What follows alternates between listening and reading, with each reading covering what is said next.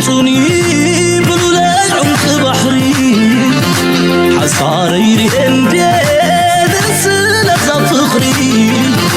وأخصيت منزشن اندوازا وقاقا في لندن تتامي مكانزا دقم حج ستتيالا الملك بين يا زبيلي قلف يا ميتا قلف يوريتنا حادق ولا اسمرا زركب الصليب قلبي بالانتقالات بالإيد عيني المزمان كما يدمع زراتك زخم بيد مكي زرق أفانا يبتصف إذنا إزاناتي عمبابا يلا لا كربا ورماي رساس يلا ما كربا ناطق قول كويت حاريني سبيل عقمك من زعفلي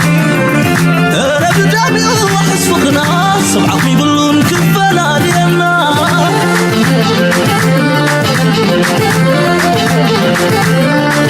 لسا مالي كبرتي زابد راويت جنتي بطوا بجخو كم زاد بلادي أفضراوي عالمي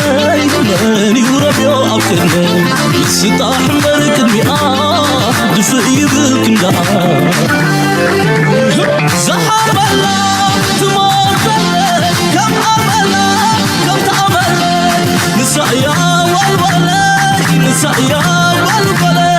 نسايا والبلي نسايا والبلي لسا مالي كبرتي صابت رويت جنتي ببطوا بجخو كم تطول عليك أفض روي عالمي من يربيو أبقى ستاح مبارك البيئة دفئي بالكندا سلام تخطاتلتنا إذا channel كما يتقونوا تبوك تكونوا ناي وتر تمنيتنايو لمون كم وتروا العلا قداس النزل وتحستوتات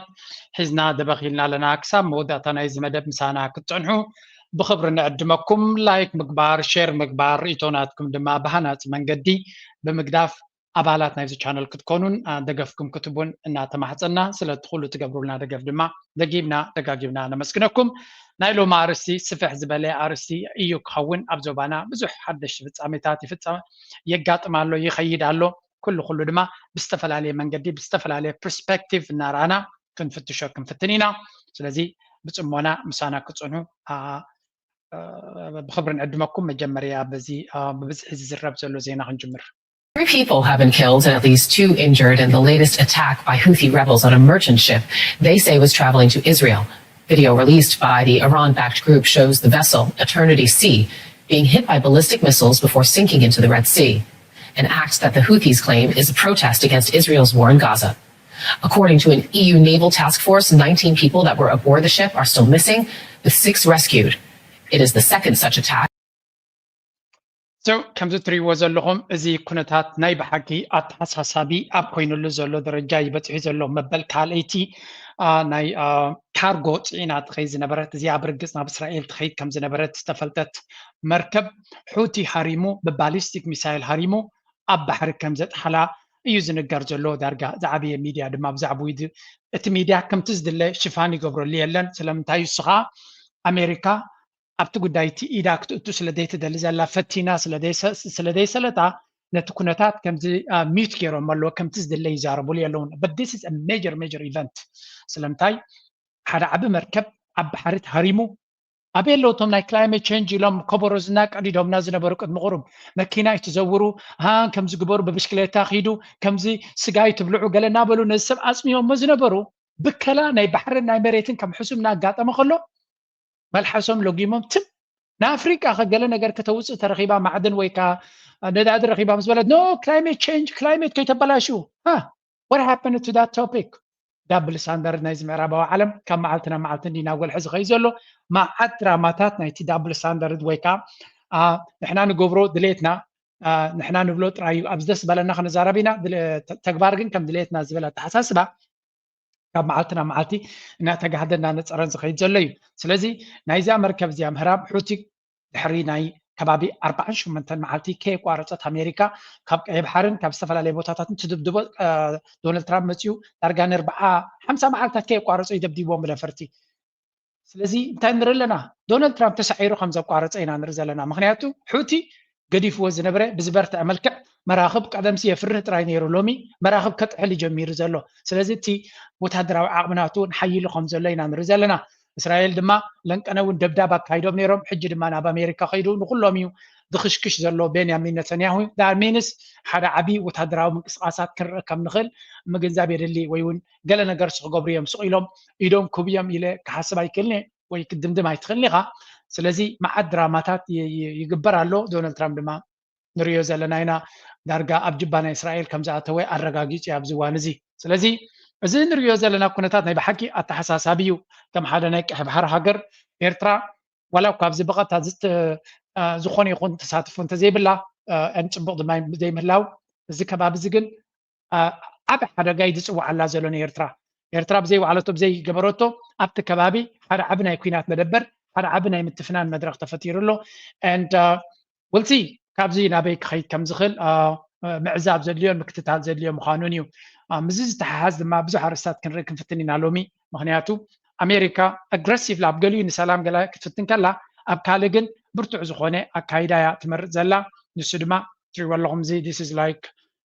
ናይ ብሓቂ ናይ ሆሊውድ ፊልም እምበር እዚ ሪያሊቲ ክትብሎ እውን ኣሸጋሪ because it was heading to the Israeli port. Missiles ended unmanned boat on Tuesday, causing severe damage. The group says the ship was targeted because it was heading to the Israeli port of Eilat. We affirm our continued effort to prevent Israeli maritime navigation in the Red Sea and the Arabian Sea. We reiterate our warning to all companies dealing with the ports of occupied Palestine that their vessels and crews will be ስለዚ የመን ወይ እውን ሑቲ አንቂዶም ተበጊሶም ከም ዘለውን ነዚ ጉዳይ እዚ ድማ ብዝለዓለ ደረጃ ክሳተፍሉ ከም ዝኽእሉን ንዝመፅኦም ኮንሲኮንስ ድማ they are very ready as we can see ምክንያቱ ከምዚ ዓይነት ስጉምቲ ክትወስድ ድሕሪ ኮንካ ነገራት ካልኩሌት ጌርካ ትኸዶ ጉዳይ ምዃኑ ኢና ንርኢ ዘለና very sad reality መቸም ንብዙሕ ሰብ እንዲሁ ሽግር ዝፈጠር ዘሎ I hope እዚ ጉዳይ እዚ ገለ መዕለቢ ክረክብ ክንብል ኢና ኢትዮጵያውያን ነዚ ጉዳይ እዚ ከም ሓደ ዓብ ኣጀንዳ ገይሮም ድዮም ናይ ኣፍደገ ባሕሪ ብላብላ ድራማ ክፈጥሩ ዝፍትኑ ዘለው ኢትዮጵያ ንባዕላ ግን ሓንቲ ብርትዕቲ ፅፍዒት ያጋጢማቶም ዘላ ኣብይ ኣሕመድ ዲፕሎማስያዊ ፍሽለት ናይ ኣብይ ኣሕመድ is every day ገለ ስቶሪ ዘሎ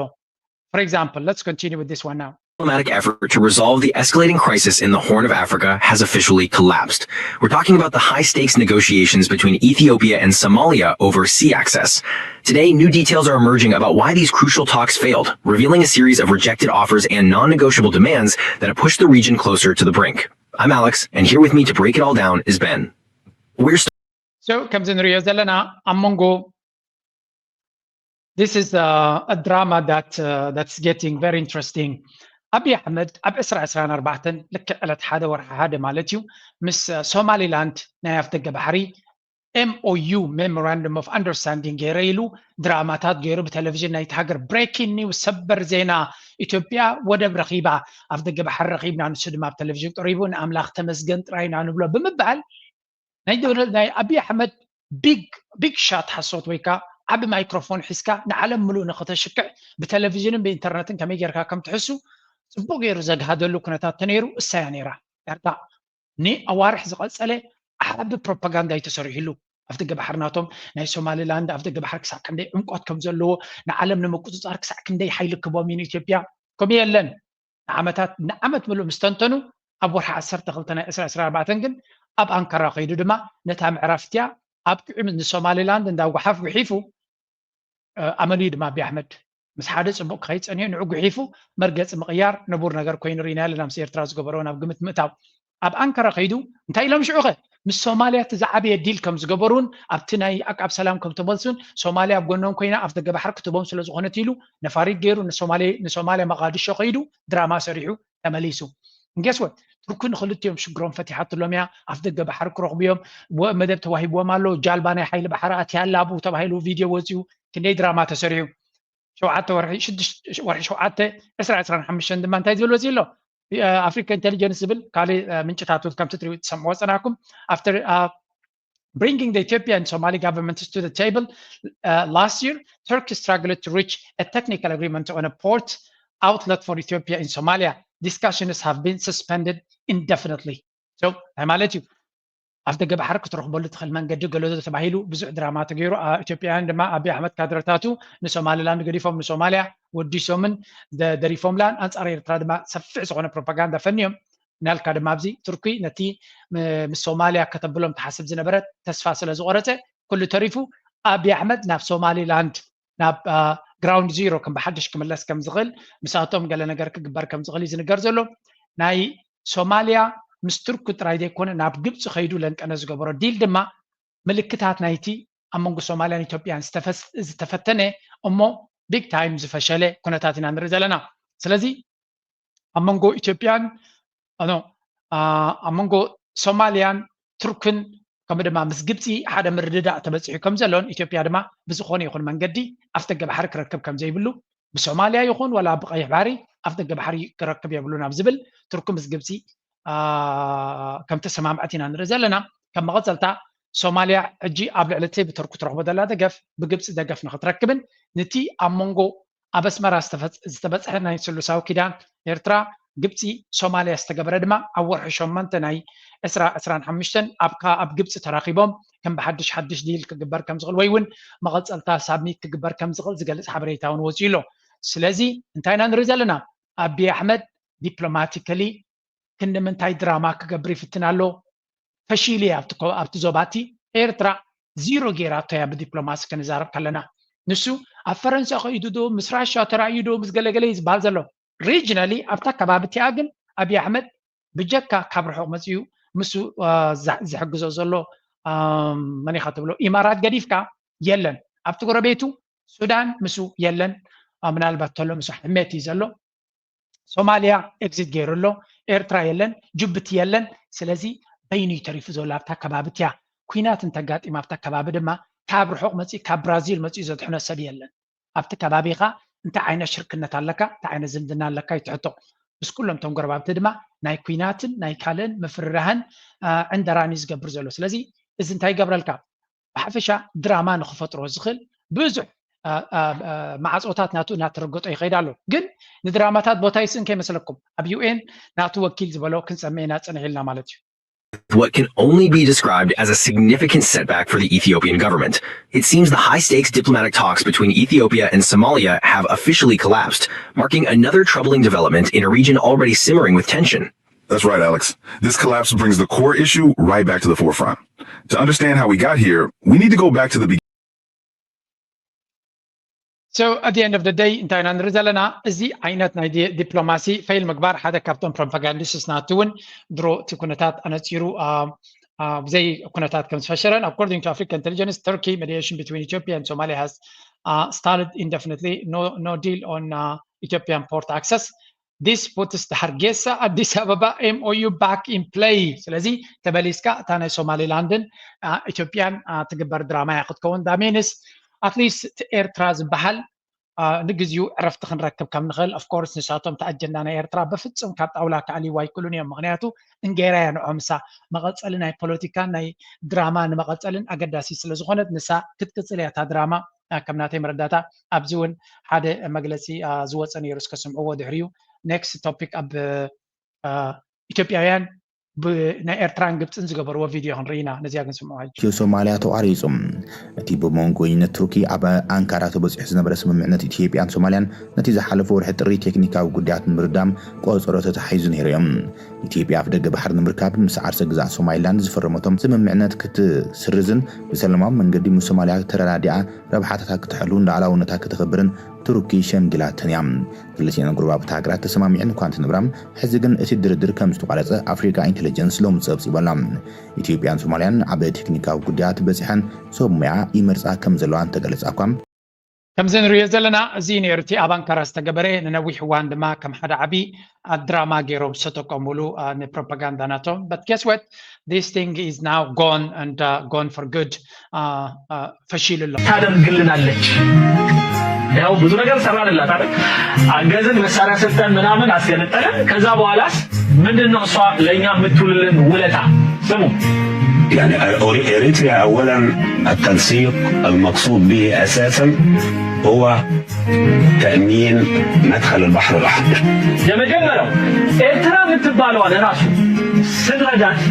እና ከሷ ጋራ ግንኙነት ጀምረን ከሷ ጋራ ጥንካሬን ስንፈጥር ዓላማችን የባህር በሩን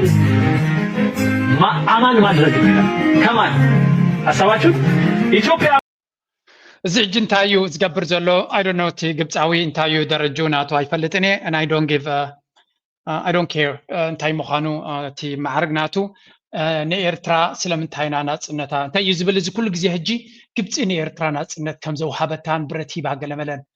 ወይ ካብ ኣፍንጫኻ ኮራርምቲ ናይ ደርጊ ኣርጊፍና ንዓና እንተደይ ኣሜንካ ከይድካ ንመንግስቱ ሃይለማርያምን ጀነራላት ናትካኒ ፊልድ ማርሻልካ ከይድካ ተወከሶ ሰራዊት ናይ ኤርትራ ህዝባዊ ግንባር ከመይ ከም ዝነበረ ንህዝባዊ ግንባር ወታደራዊ ዓቕሚ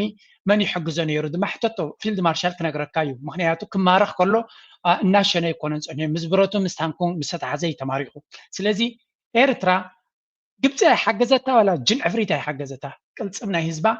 ቅልፅም ናይ መንእሰያታ ናይ ህዝባዊ ግንባር ንሱ ይምፅይዎ ትናፅነት ነዚ ምውሓጥ ኣብይኩም መጋበርያታት ባራዩ ኮይንኩም ናይ ፀዓዱ ትነብሩ ዝነበርኩም ቁፅሪ ሓደ ንስኹም ኢኹም ንማንም ሰብካ ክትእምኑ ይትኽእሉን እዮም There's nothing ንግብፃዊ ተዛሪቡ ኢሉ ጅ ንዓና እንዲ ንኤርትራውያን ኢሞሽናል በቃ ከምዚ ግብፂ መጋበርያ ትገብረኩም ዘላ እዩ ዝብለና ዘሎ ኣተይ ከመይ ዝበልዎም እዮም አንታ እዚኦም ናይ ነብስኻ ዘይትገብር ኣይኮነን ናይ 1990ታትን 70ታትን 80ታትን ክትዛረብ 25 መጋበርያ ዶ ኮይንካ ኣለኻ ያ ኣተንፍስ እንድሕር ኢሉካ IMF ተተንፍስ ኣለኻ ጎረሮኻ እንድሕር ዓፂካ ድማ ክትብል ትኽእል ብረት ኮይኑ ኢማራት ዲካል ስለ ዝደገፈካ ጥራይካ ፈንጣሕጣሕ ትብል ኣለኻ ስለዚ ባይ ዘ ወይ ኣብዚ ቀረባ ከም ዝረኣይዎ ብዘይ ሓገዝ መንግስቲ ናይ ኢትዮጵያ መንግስቲ ናይ ኣቢ ማለት እዩ 9 መዓልቲ ጥራይ ክፀንሕ ከም ዝኽእል 90 days ክፀንሕ ዝኽእል ድሕሪኡ ኤክስፕሎድ ክገብር ከም ዝኽእል እዮም ኢሎም ስለዚ ብሓፈሻ እንታይ ክገብር እዩ ነቶም ኢትዮጵያውያን ንሶም ሓርበኛ ከም ዝኾኑ ደይ ተገዝኡ ገለታ ድራማ ንፈልጣ እንዲና ንሓና ኤርትራውያን ዘገርም ኣይኮነን ኤርትራውያን ግብፂ ዲ ሓጊዝና yes ግብፂ ንዓኻትኩም ስምኹም ያ we know that you have a problem with them we don't have a problem with Egypt ኤርትራ ምስ ግብፂ ፀገም የብላ ፀገም ክህልዋ እውን ኣይክእልኒ ዘራኽብ ነገር እውን ስለዘይብልና ረብሓናትና ዝመላላ እዩ ዝመላላ ይክልተና ባሕር ኣለና ስኻትኩም ንዓኹም ዝምልከት ጉዳይ ኣይኮን ምስ ናይ ኒል ፀገም ኣለኩም ምስ ግብፂ deal with it it is between you and Egypt ናይ ኤርትራ ዝእቱ ጉዳይ ኣይኮነን እዚ ስለዚ ናይ ኒል ፀገም ኣለኩም ምስ ግብፂ በት ኤርትራ ሉላዊት ሃገር እያ ከመይ ጌራ መፅያ well ንናፅነት ናታ ኣብ ሓጎታትካ ከይድካ ክትሓቶም ትኽእል ኢኻ you can consult them you can ask them and they'll give you the answer of course ድራማ ክወስኸልካ ክእሉ እዮም but the fact ኩሉ ግዜ ኣብ ሓጎታቶም ክነግርዎም ከለዉ ኣነ ከም ሓደ ኤርትራዊ ክነግሮም ዝኽእል ኣብ ሓጎኻ ዝነግረካ ፅንፅዋይ ኣብ መወዳታ what happened to ኤርትራ ክንዲ ዝደለዩ ጀጋንዮም ኣብ ሓጎታትካ ክብሉካ ክእሉ እዮም don't worry about that ኤርትራ ዳኸመይ ጌራ ናፅነት ጌራ ወሲዳ በሎ ካብ ኤርትራ ካብ ኢትዮጵያ ንኢትዮጵያ ሰራዊት ስዒራ ኣይኮነትን ኣዲስ ኣበባ እትያ ነዚ ሕጂ ስኻትኩም ትሓሉ ዘለኻ ረጂም ቼንጅ ገይራ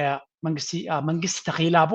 ክልተ መንግስቲ ንኢትዮጵያ ካብ ባርነት ናይ ደርጋ ኣውፅያ ንኤርትራ ድማ ሓንቲ ልኡላዊትን ሓራን ሃገር ገይሮማ ስለዚ ነዚ ፋክት እዚ ናይ 30 ዓመት ተቃሊሱ ህዝቢ ኤርትራ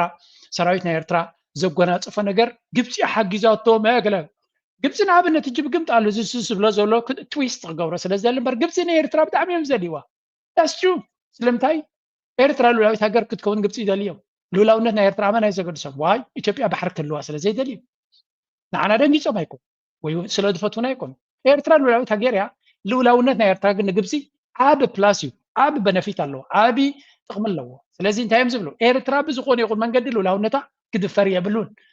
ንኤርትራውያን ሓልዮም ኣይኮኑን ክንደይ ግዜ ነጊረኩም እየ ናይ ኤርትራ ልኡላውነት ንግብፂ መክሰብ ስለ ዘለዎ that's why ድማ ኤርትራ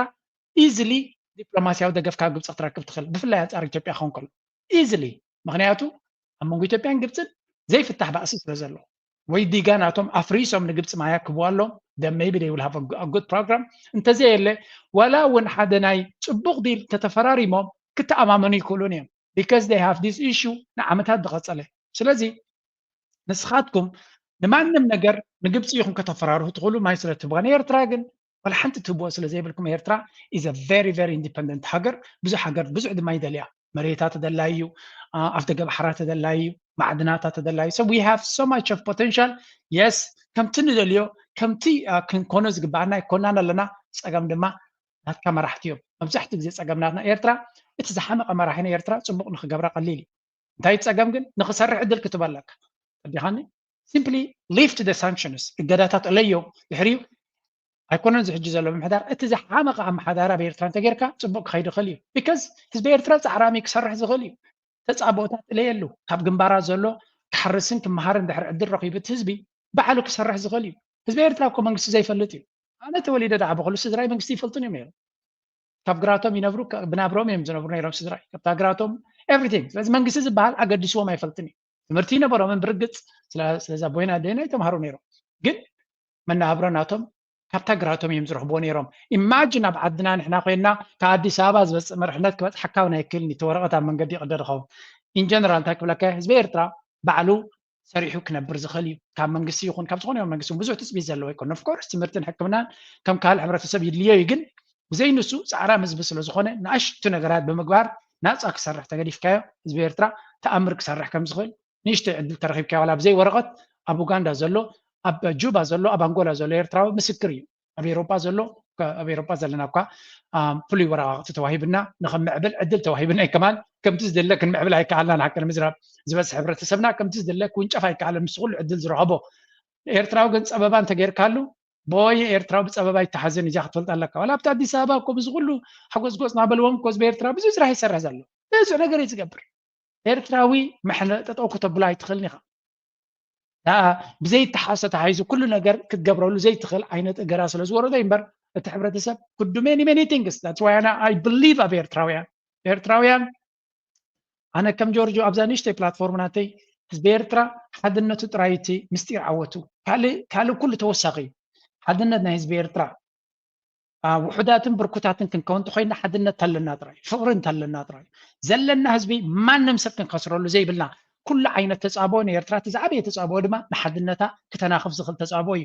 ነዚ ዕድል ክንህብ የብልናን ነዚ ድማ ክንምክት ክንክል ኣለና በዓል እዚኣቶም ድማ ንዓና ሕጂ ኣይ ግብፂ መጋበርያ ትገብረኩም ኣላ ባራዊ ትገብረኩም ኣላ ቦይ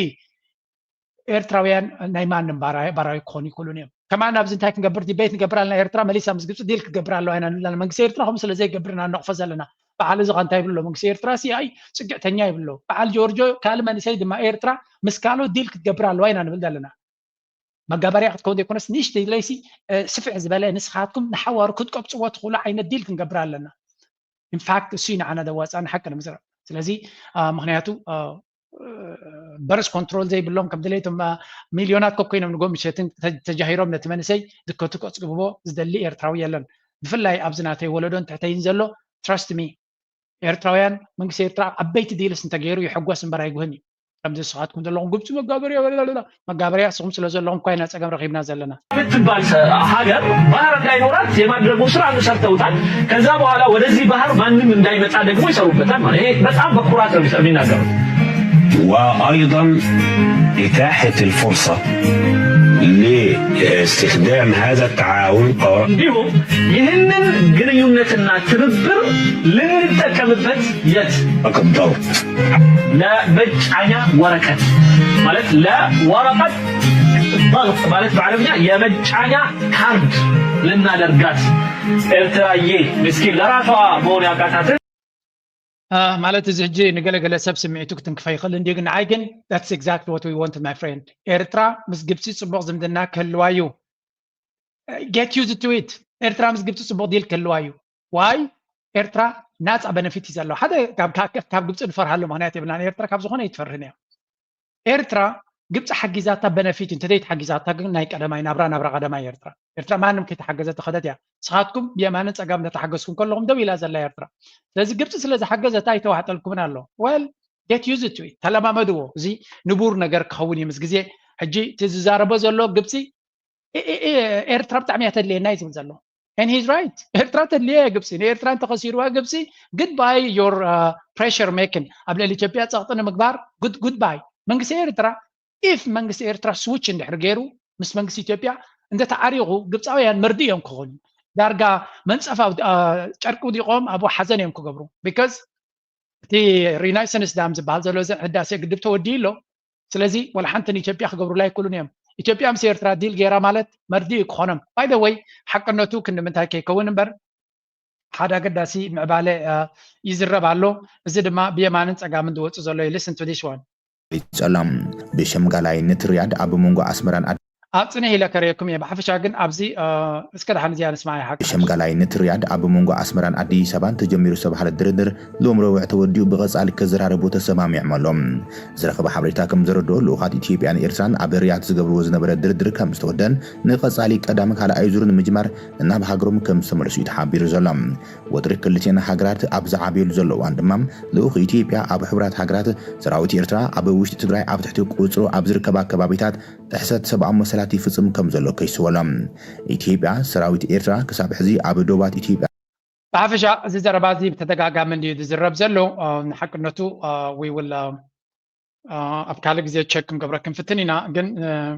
زاتري وازلهم سلي كاب عصب دوز أتيا ودب عصب حدش ماشينري كم زماتون تي نتودب نكرينات مقبال latest technology أتو كم زلو زقلت حبريتايو and why is this happening now أنا كل جزء speculation علني قمتات علني تقمتات ناتي دما ودب عصب من السعودية ديل غير تغيروا لإيرترا من السعودية ركب غير على قلق بحال نيرو هجي مبزحت جزء إيرترا حبريتا سلازي تب كاب إثيوبيا إثيوبياويان توم كماي كم زي activists نا إثيوبيا دو صحفة كاباناي في الليو كاباي في الليو ما أنا يفلتي أنا كمنكس إيرترا حبو حبريتاي متصننيو أنا am okay with that منات نسيت لي حبريتا بوني لدتمت هيكون نا إثيوبيا نكم يكون كاب منكس زمصم حبريتا خم زلون رينا لذي بزعو زي كميلهم إيرترا مس جبتي إيرترا مس السعودية ديل تقبر كم زلا التديل تقبر زلا دم تايبلون يروم إثيوبيا ونتودا بنخط كمالو عدل كوهبا كم تخونه زقل زربا يوتون يروم يوم سلازي إذا عجيب ودا بدأت تزلو السعودية تمسو زلا يبلكم يلغون بات نزي أمونغو إثيوبيا إيرترا زلو أجم ندحر تفتح كوين ندحر دبلوماسيا وفتح قبر الخين السعودية يا من شنقل ناخذ قبر تخل سلامتاي السعودية مس إيرترا تبغى زمدنا له السعودية دم مس إثيوبيا تبغى زمدنا له زيا كم نبر غيركم سقوا بس كليت يوم تبغى زمدنا زلوا من قصي إيرترا دم شنقلنا ناي السعودية زيادة قبل صغر بزوج زي خاغزار بلغ النيم أتي من السعودية تقبر زلا من إيرترا إثيوبيا ناب أمريكا قص خير ما أمريكا دونالد ترامب كم زديل المقبار سلدفتو نعوكبوا قال مز بس حمد دونالد ترامب بقى فراري مية يلو كريديت وسيدو ناب نوبل حج هابون نخبل حق زي خلي زبل زربانيرو anyway if this is true سلام ندحر قبر خوينا إيرترا إثيوبيا I have no problem يحقوس عنه سلامتاي وجن ورا وجن سلا زي دلانه أبي أحمد مناي كونن جن أبي أحمد كا ساندويتش كوينو تقركيرو بينو يتعرف زلوا سلازي نا عقل صبت أتحنو نكبل خوني إيرترا دما كوينات كم زي تدلب تدقاقا مقالي سالا سلازي عند حرزو كونتات زي سعود عرب شمقيلا بس ما عم كتب لخيلا نزي سبزي بس ما عم ناتو دازي مناي كونن نمبر نحنا نحقوس نمبر نحزنو له مغنيات يبلنا سلازي جنرالي أنا كريو خلوه زي ودا بعصب دما سبكتك عملين عند اللمبر ني ساكت أبو وريدو ترجم زي بلو خوانا لنا كله ده اليوم مغنيات وني بلنا سلزي تودبنا تناون سيرفيس ناتو كالو تهجرات كتك عملو كفيلا مالتيو كفيلا كتك عملو يتبيعون كفيلا حتى كم تغل تغينا ويلكم إن إحنا بلي زتري وزر لهم دما ناي ودا بعصب هذا أبزك أربعة عصب بورتيلو إيرتراو دورة دا فيديو كم تري وازل لهم ولا بعصب نتاي كم زمسل زلو بنورمال ماكينة أنا تكسقسو بسألوا وي مثلني أبوش تاتيون نتودب كبرها زبالة يزخا التهزبي مالتيو I don't know لا تسدي ولا كومباين غيرهم زد ما تي كتمانة حزب عصب كله زد تقاد حيو انتاينا نرزل لنا عصب ملو سيرفيس يبون انترناشنال كلاينتس سيرفيس نكب كم ودب دما تحانيسو كتما عصب دما نقول عينة بيزنس دلو ندحر قينو كم إيرتراويان يعني نحقوس زي السنتين دلي إثيوبيا معجونا كنتشن 10 شمتنا 10 شعتنا إيرترا نتودب نخطبهم كل عينة ديل مسألة أتات جزيئة نيريا كدع زخونة ويون ألام زخونة أبي أحمد دع ترجعات صريحو تداليون يرو عمو داتا نتترجعات كنا إيرترا كفيلو كم جبت الذهب بحيل منزع وسيدو إيرترا تقليمو بحيل وسيدو نتودب نخطق أمالي ده حسب نيرو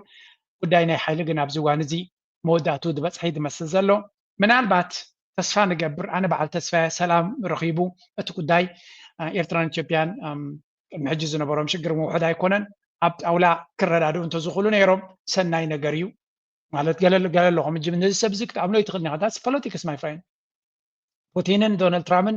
ብመዳፍዓትን በገለና ተጨፋጨፉ ከሎ ኣብ ኩርሲ ድማ ኮፍ ኢሎም ኣለዉ ነዛ ቪድዮ እናገበርክዋ ከለኹ ሚኒስትሪ ጉዳያት ወፃኢ ናይ ኣሜሪካ ኣብ ማሌዥያ ምስ ሚኒስትሪ ጉዳያት ወፃኢ ናይ ራሽያ ይራኸብ ኣሎ ስለዚ ኣባና ምስ በፅሒ ፖለቲካ ዘይቀየረሉ ምክንያት የለን ኣይ ዶንት ኬር እንታይ ዓይነት ንትፍናን ኣለና እዚ ናይ ስዑድያ ጉዳይ ሓቂ ይግበሮ ድሕሪ ስዑድያ ሸምጊላ በስመ ኣብ ከተብሎ ኺላ ነዚ ብፅጋብ ትርንዕ ኢሉ ዘሎ መራሒ ግን ውሽጣዊ ኩነታቱ ድማ እናኸፍኦ ስለ ዝኸይድ ዘሎ ምናልባት ኣብይ ኣሕመድ ሕጂ እውን ሰላም ረኺቡ ሰላም ክበልና እዩ ዝብል እምነት እኮ የብለየን ግን ዋላ ንግዚኡ ሰላም ተረኸብና ድማ ኤርትራ ነቲ ኩነታት ተጠቒማ ናብ ልምዓትን ናብ ምዕባለን ንኽትጎይ ዕድል ክባ ይኽእል ይኸውን እዩ ግን በዛ ሓደ ግን ኣብይ ኣሕመድ ንፅቡቅ ካ ሓሲቡ ከምዘየለ ድማ ወላ እውን እዚ ናይ ሰላም ተዘርበ ከሎ ኣብዚ ናቱ ፖለቲከኛ ወይ እውን ናይቲ ሓላፊ ናይቲ ኣብ ዩኤን ናቱ ወኪል ብዛዕባ ኤርትራ ዝበሎ ኢሎም ባዕሎም ዘውፅዎ ዘለዉ ካስምዑለይ ኣብዚ At the outset, allow me to reaffirm Ethiopia's long-standing and principled position against country-specific mandates. Ethiopia strongly encourages approaches rooted in dialogue, consent and capacity building, and we consistently advocate for mechanisms that aim to improve human rights outcomes through constructive engagement. However, the situation we face today is extraordinary and compels us to adopt an exceptional position. We are dealing with a situation that not only affects the bilateral relations between Ethiopia and the country concerned, but also poses a direct threat to Ethiopia's sovereignty, national security, human rights and humanitarian obligations. እስትሪዎ ዘለኹም ኣብ ናይ ሁማን ራይትስ ካውንስል ኣንጻር ኤርትራ ዝተዛረበ ይት ናይ ኢትዮጵያ ናይ ኣቢ ወኪል ማለት እዩ ብዛዕባ ሁማን ራይትስ ኩሉ ግዜ መትከላዊ ኣቃውማ ከም ዘለናን ካብ ሙሉእ ኣፍሪካ ኣንጻር ኤርትራ ዘድመፀት እዛ ሃገር እዚኣ ጥራያ ከም ንሪኦ ዘለና ድማ እዚ ኩነታት እዚ ንዓና ብቐጥታ ዝፀልወና እናበለ ይዛረብ ዘሎ ኩነታት ናይ ሰብኣዊ መሰላት ራእይ ንሱስ ኣብ ኢትዮጵያ ብድሮና ሰብ ዝጭፍጭፍ ዘለሲ I mean what a joke أنا سكريمي زبلني what is even the human rights mean human rights ማለት ታይ ማለት እዩ ኤርትራ perfect human rights record ኣለዋ ይብል የለ ኹናነ ኤርትራ ጉድለታት ናይ human rights ክልዋ ይኽእል እዩ but መን ይኸ ዘለዎ ኢትዮጵያ ዲ human rights ዝኽተል ዘሎ ማለት እዩ ሰብ እኮ መጀመርያ ክነብር እዩ ዘለዎ ብድሮን ትጭፍጭፍ ዘለኻ ህዝብኻ ስኻ ይኮንካ ብጥሜት ንህዝብኻ ትልብልብ ዘለኻ ስኻ ይኮንካ how is that possible ንስኻ ብልዕሊ ኤርትራ human rights ትሕሉ ከም ዘለኻ ኮይንካ ብዛዕባ human rights ናይ ካልኦት ክትሕላ መጀመርያ ብኩናት ሰብ ትቐትል ዘለኻን ሃገር ተበሳብስ ዘለኻን መንግስትኻ እዩ መጀመርያ ናብ ካልኦት ቅድሚ ምጥማትካ ኩነታትካ ክትፅሪ ዘለካ ስለዚ ግን ከምዚ ዝበሃል ነገር የለና ፖለቲካ እቲ ፖለቲካ ዝበሃል እዚ human rights council ዝበሃል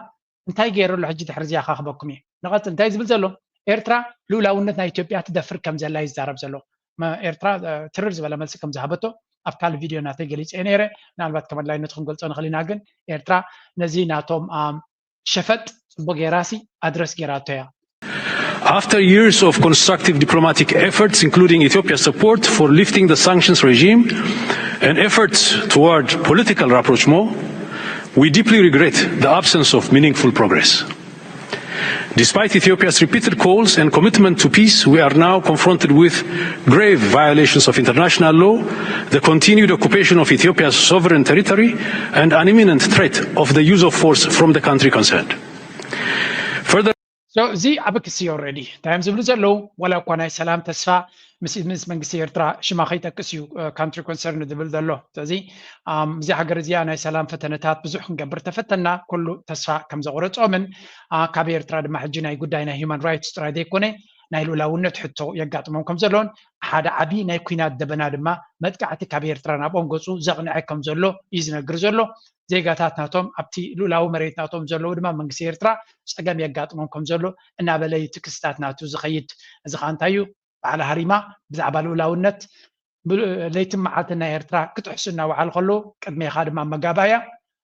ንብዓት ቁፅርፅር እናበሉ ክኸሱኻ ዝኽእሉን ናይ ሓሶት ድራማ ክፈጥሩ ዝኽእሉን ክኢላታት እዮም ተዋሳእቲ እዮም ኣብዚ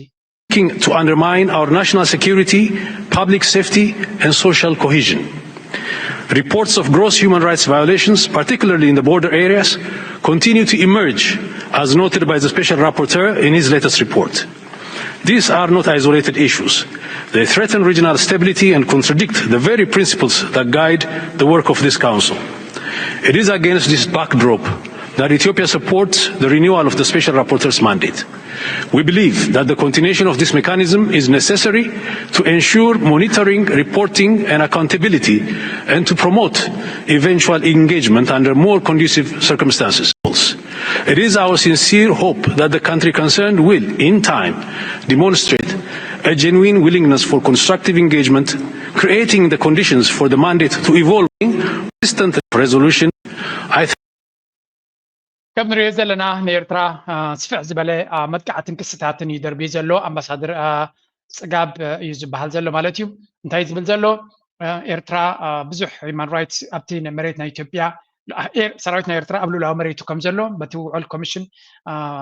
زهابو وسانة سراويتنا إيرترا قبلوا لها مريتو زلو إلو أتوهبتم زرعي مليس الليو زغنسو أمريتنا إثيوبيا قوينو بزح قفعتات يفتسم كم زلون لولاونتنا إثيوبيا يتنكف كم زلون وشتا وحدنتنا إثيوبيا يزرر كم زلون سلازي تكونتات كم زي لخلو زخنا خبرا يكلني تي سبيشال رابورتور زبال زلو تي باب كرغلغله زبلو نسو نقلتل ابسرحو تعويعت نغبرنا بلي زارب زلو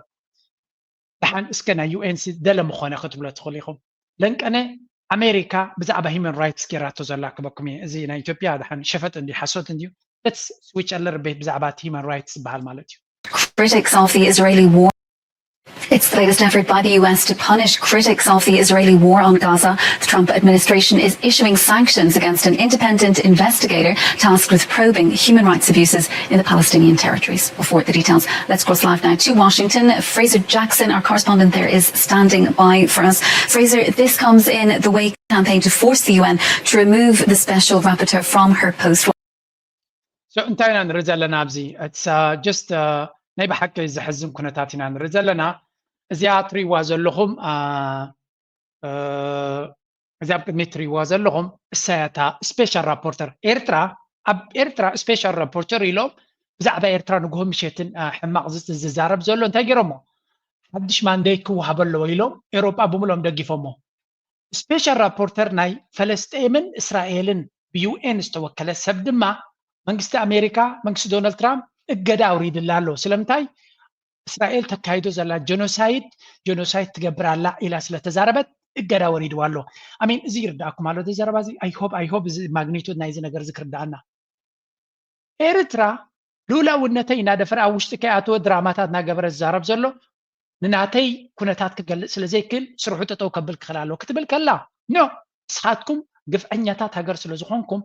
ትቆጽል እዩ كوتل تدي كوينو دما قال نجر لو تكبروا قال قليل مالو حرايس كمسلكم ينبلو اب اسرائيل كم تكبرت نبرت ناي فلسطيناويان غداي بغلص دما هلكي دفصم زلو ل 56 حساب تقتيللو 17000 ህፃናት ጥራይ ተቀቲሎም አለው እና ተባህለ ከሎ እቲ መቅተልቲ ድማ ናቀጸለ ይኸይድ ከም ዘሎ ሕጂ ድማ በስካሕ መንገዲ ይቀጽል ከም ዘሎ እና ተረግረ ከሎ ነታ ንዑ ሪፖርት ገበር ዝነበረት ዛ ፍራንሲስካ አልባኔት ትባሃል አሜሪካ بستيت ديبارتمنت فولوي اجدا ابل عليا برت اجدا ابل عليا اوريد له اي مالتي زي كاب اسرائيل العلي سبعه مسالات زتحزل الحجريه لنا بزوانزي نسرائيل بزعبا الوتا مزرابنا يو ان وكيل كوين كاغن سلطان يبلكات رايده كونسي اجدا يد وردكا مساكين كم بالي ارترا تخين كاغن كم دليتو مسعوت غيرو مابت يو ان كصوتل كام دفتن of course اب يو ان يمكم غبرو زغلا وشت ارتراتيس كم غبراي كانوا يالو انا نرجلنا اتدابل ستاندرد كم نايلومي غوليحون كفيون درجه ناخذ جولص خمانا شغاري خوين زلو امريكا دما هيمن رايتس كم زي قدسا جن افريك كم زي قدسا دغاغيما نعلم تنصر كتكلالوا حدا تايلو صينير امريكاس كنمنتاي نسرائيل نخطت حنسي كنمنتاي نتحتك تورد كم تغل كنمنتاي كبرنا تاك الشيء كم تغل نعلم بزغر منقديات ورد لا تحتين معناته اسرائيل نتنياهو اب امريكا يتزور زلو كني معلته او غبريو منستر مكلخال كسك دولتري دونالد ترامب كسك دولتري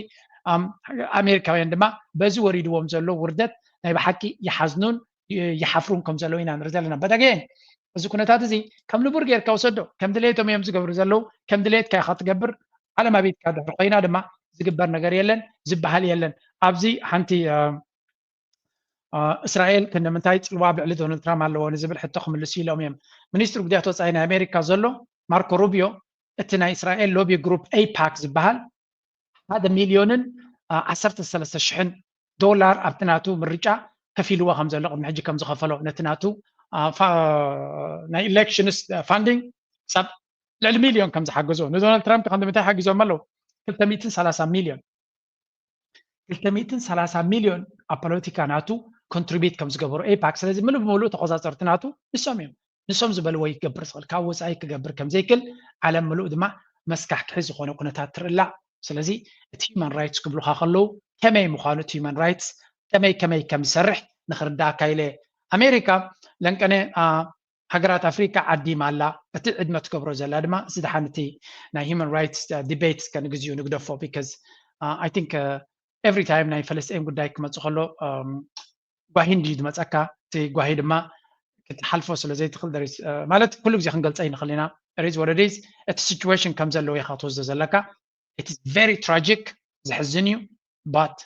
it's a fact of life أبزوانزي علم مورالاوي كومباسا سحيتا خمزلا نعون مقيار دما من كجبر زخليلا نغطي الإجابة next. Now, leaders of 5 West African nations are set to meet President Donald Trump at the White House in what's being described as a surprise diplomatic outreach. Later today, Trump will host the presidents of Liberia, Senegal, Gabon, Mauritania, and Guinea-Bissau. Unprecedented mini-summit. The White House has offered few details, only كم تري ولا لهم دونالد ترامب مرحتنا أفريقيا معدنات هاللوم ربح لنا كنت قام لهم نخلينا زبلهم هجرات أفريقيا مريتو حمشت هجرات سنغال ليبيريا غابون غيني بيساو كمان موريتانيا عديمونا بوايت هاوس ديل كجبر كم زفتن زلوا زي سبقي أوريدي منقص أمريكا ولا كان ربحوا ما عندهم منقصون ربحوا يكون زغل كابت بحيلم بقدام برديتن زبلوا زنبرة بوليسي قديفو من كان هبان زبل ناي بيزنس ترانزاكشن وين معدنات كهيب كادي خاخال نجار هيبكا ناي بيزنس ديل اسم مقبار دونالد ترامب زقبرو زلو كونتاتنا نرزلنا سلازي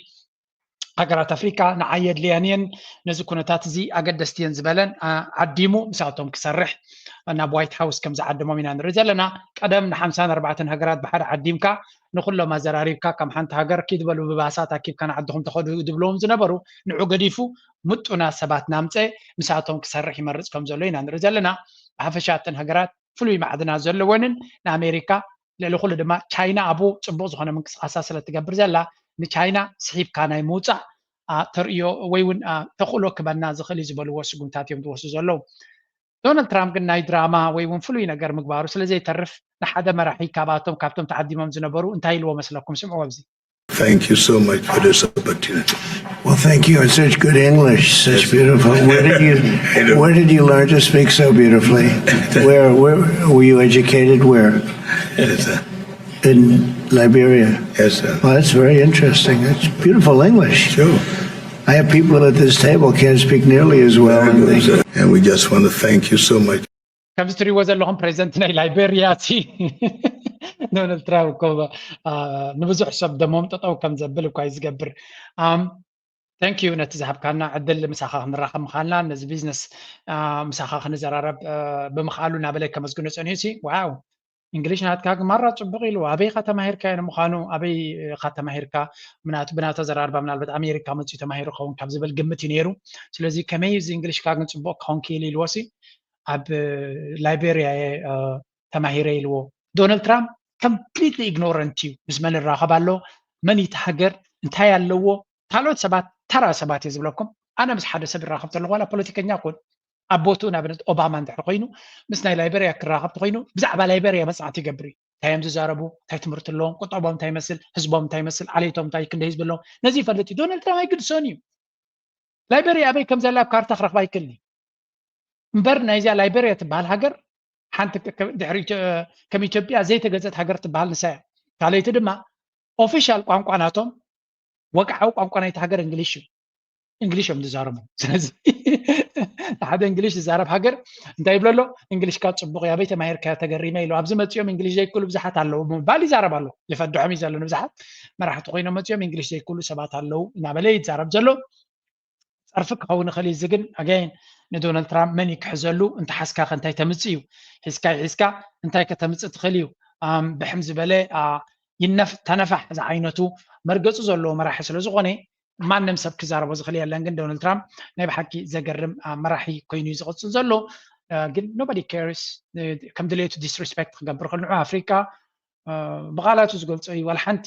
ዝረአ ነገር የብሉን ኣፍሪካ ብሕጂ ክትረብሓሉ ትኽእል ክትጥቀመሉ ትኽእል ፀጋታት ኣለዩ ካብ ሓሊፍካ ግን ኣፍሪካ ተስፋ ዘለዎ ኮንቲነንት ዝብል እምነት ኣለዎ ዝብል እምነት የብለይና ነ ግን ከምስል ስለ ዘሎ ኣብታ ኣድሚኒስትሬሽን ናቱ ዲል ግበር ገለገለ ስለ ዝብሎ ብዛዕባ ጉዳይ ናይ ሱዳን እውን ተዛሪቡ ነይሩ ኣክቹሊ ተረኺበ ንእሽተይ ከስማዓኩም እየ ንጉዳይ ናይ ሱዳን that's why ድማ እዚ ጉዳይ ናይ ኤርትራ እውን ኣብ ጣውላ ናቱ ክበፅሕ ከም ዝኽእል ዝብሉ ዘረባታት ዘሎ እምበር ብጉዳይ ናይ ሱዳን እውን ገለገለ ሽግራት ክፈትሕ ይፍትን ከም ዘሎን ኣብቲ መግለፂ ናቱ ተጠቂስዎ ነይሩ speaking right now Liberia sent its record actually and generated $2.5 billion in new economic deals for the United States. On June 27th, the foreign ministers of the Democratic Republic of 7 million are dead, and they think the number is actually quite a bit higher than that. It's been a long and vicious fight, and I just wanted to say that the countries represented were very happy that we were able to solve that final agreement. As you know, we had foreign ministers last week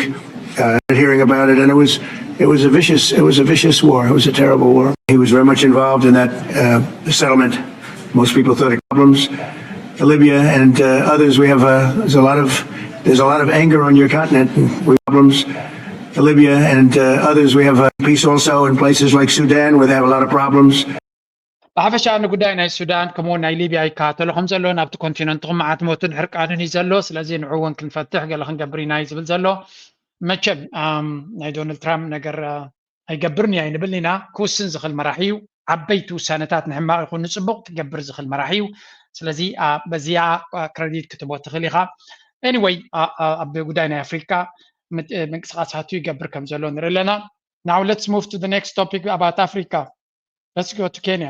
Let's shift focus to East Africa, where Kenya has been hit by another wave of bloody protests. Hundreds took to the streets yesterday. Police opened fire on demonstrators. At least 11 people were killed and more than 500 arrested. This protest comes after several others in recent weeks. Like on June 25th, when Kenya was rocked by nationwide protests, and at least 19 people were killed. So why is anger mounting in the country, and how has President William Ruto responded? ዊልያም ሩቶ ብተደጋጋሚ ክድቅስ ዘይክእል ሽግሪ ገጢምዎ ዘሎ እዚኣ ጉዳይ እዚኣ ድማ ክሓልፋ ድያ ይሓልፋን ኣገዳሲት ምዕራፍ እያ ኮይናቱ ዘላ ምዕራባዊ ዓለም ደገፍ ይበሎ እዩ ኣንጻሩ ደዋ ይበለን ኣሎ ስለዚ እቲ ህዝቢ ግን ጠቕላላ ብፍላይ መንእሰያት ክቕበልዎ ይከኣሉን ኣለዉ ትሕቶ ግን ዊልያም ሩቶ ኣልዮም ካብ ዝጥዕመ መራሒ ከምፁ ይኽእሉ ዶ እዩ ትሕቶ ምክንያቱ ኬንያ ንነዊሕ ዓመታት ወላ ናይ ዲሞክራሲ ፕራክቲስ ኣለዋ እንተኢልና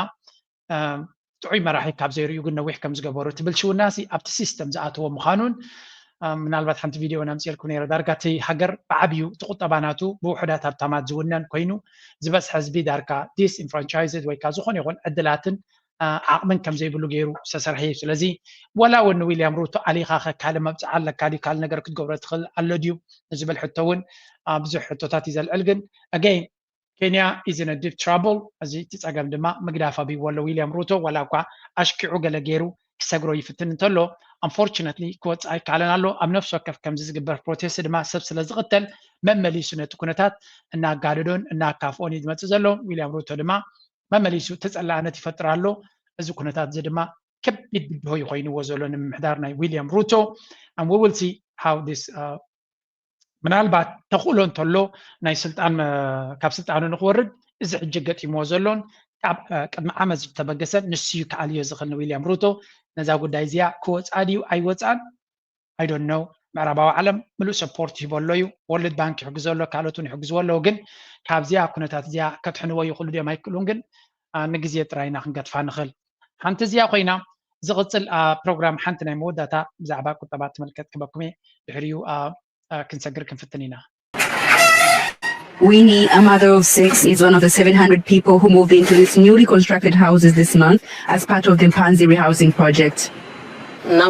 It took a lot of convincing for me and my husband to give up our land and the house I built to the government. But after seeing the amount of destruction climate disasters have caused to families living in high-risk zones, I'm happy to be moving here. In 2023, heavy rains triggered floods and landslides, killing over 130 people and destroying thousands of homes across the country. But some residents እዚ ንሪኦ ዘለና እንታይ እዩ ኣብ ሩዋንዳ እቲ መንግስቲ ዝኽተሎ ዘሎ ፖሊሲ ኣብ ሄድላይን ኮይኑ ስለ ዝነበረ የደምፆ ዘለኹ ንሱ ድማ መንግስቲ ሩዋንዳ ነቶም ኣብ ትሑት መነባብሮ ዝነበሮም ህዝቢ ህንፃታት እናሰርሐ ከምዚ ገይሩ ሃውሲንግ ፕሮጀክት ስናገበረ ነቶም ህዝቢ ከምዚ ትሪእዎ ዘለኹም ምስቲ ምዕባለ ናይቲ ከተማ ዝኸይድን ምስቲ ቁጠባዊ ኩነታት ናይቲ ሃገር ዝኸይድን እናገበረ يقبر كم زلو إذا housing project دما بفلاي نتزبناتك ولا قليل أرست كم زي كنا ولا أبون أبزي قربانا 4 شح حزب زخون كم زي housing project خقبر مخانيز نقر أنت حدا كابتي حزب إيرترا بتصمونا ويون بتهنتي زبين تلو دجزا لنا بلكم يلون توشت زلو منسي ولا ون حدا حمش شح صدر بيتات ترى يزخون أبس مرا أبكم وأب كتمات أنت زقبر أنتي مخانا يبلك مانه اتسب نايجز أخرى عدلات كركب مخالة مهنياتو بزح جزية سبدس أفلين عين تلو بزب فلا يبلع بنا يكون طبعا كزارب كله أتانا جزاء كوب حلف زبالة شجري زلو سبكو أوز قمت أقول جزاء الناس أنا يقول زبل زرباي أمين كم يترى عينت مخا 3-4 دهر مع عمتات ناينات سنتنا ناي جزاء وتحطو كسع كندو كبيت قوم مخالو يتحسس بنيو مالت سئيل كقد حلفت خلا يكون من قصنا تاكيدار لو بخميك خيديو أنا جن كم حدا زيجا advocate activist na Eritrea كم مخانيمة حدا كابتي بزي وعلى حدر ولا ون سكدحان بلاسوتات كم زي تكبر ولا تحت بلا جزاء وتستانساتات غير كاريخة نتزبي قال نجر كبروا لزغن بفلا ينتابع قلقلو زلو سدرا بيتاتو قال لهم هجي من قستاي حسبون دو كوينو يلكاقتلون يحسب با أنا خاي حسبه that's the difference من قستي حسب له جن من قستنا تو بلان مع اسمه خانو سلدي فلتكو أنا كم زيجا من قست حسيبه خون خليل كات خيل كات حلفيت غنا أنا 5 جيجا ناتي حتى وي كاناتي زربايت زرب زلهم بر من قست زي حسبه ويون زي مدبو أب calculation ناتي يلا نبلي يلهم جن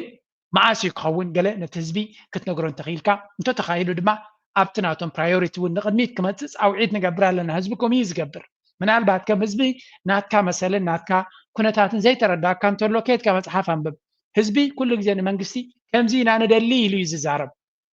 منقسي دما أوكي خنقبر لكم هنا نو زا حجي أي كعلنا دحري كل تعامت ياخذ قبر أبتدي استاناتنا لايا كن من قال بعد حجي زين قدامنا سلزلنا دحرينا خنقبرو هاي بلا كمنقسي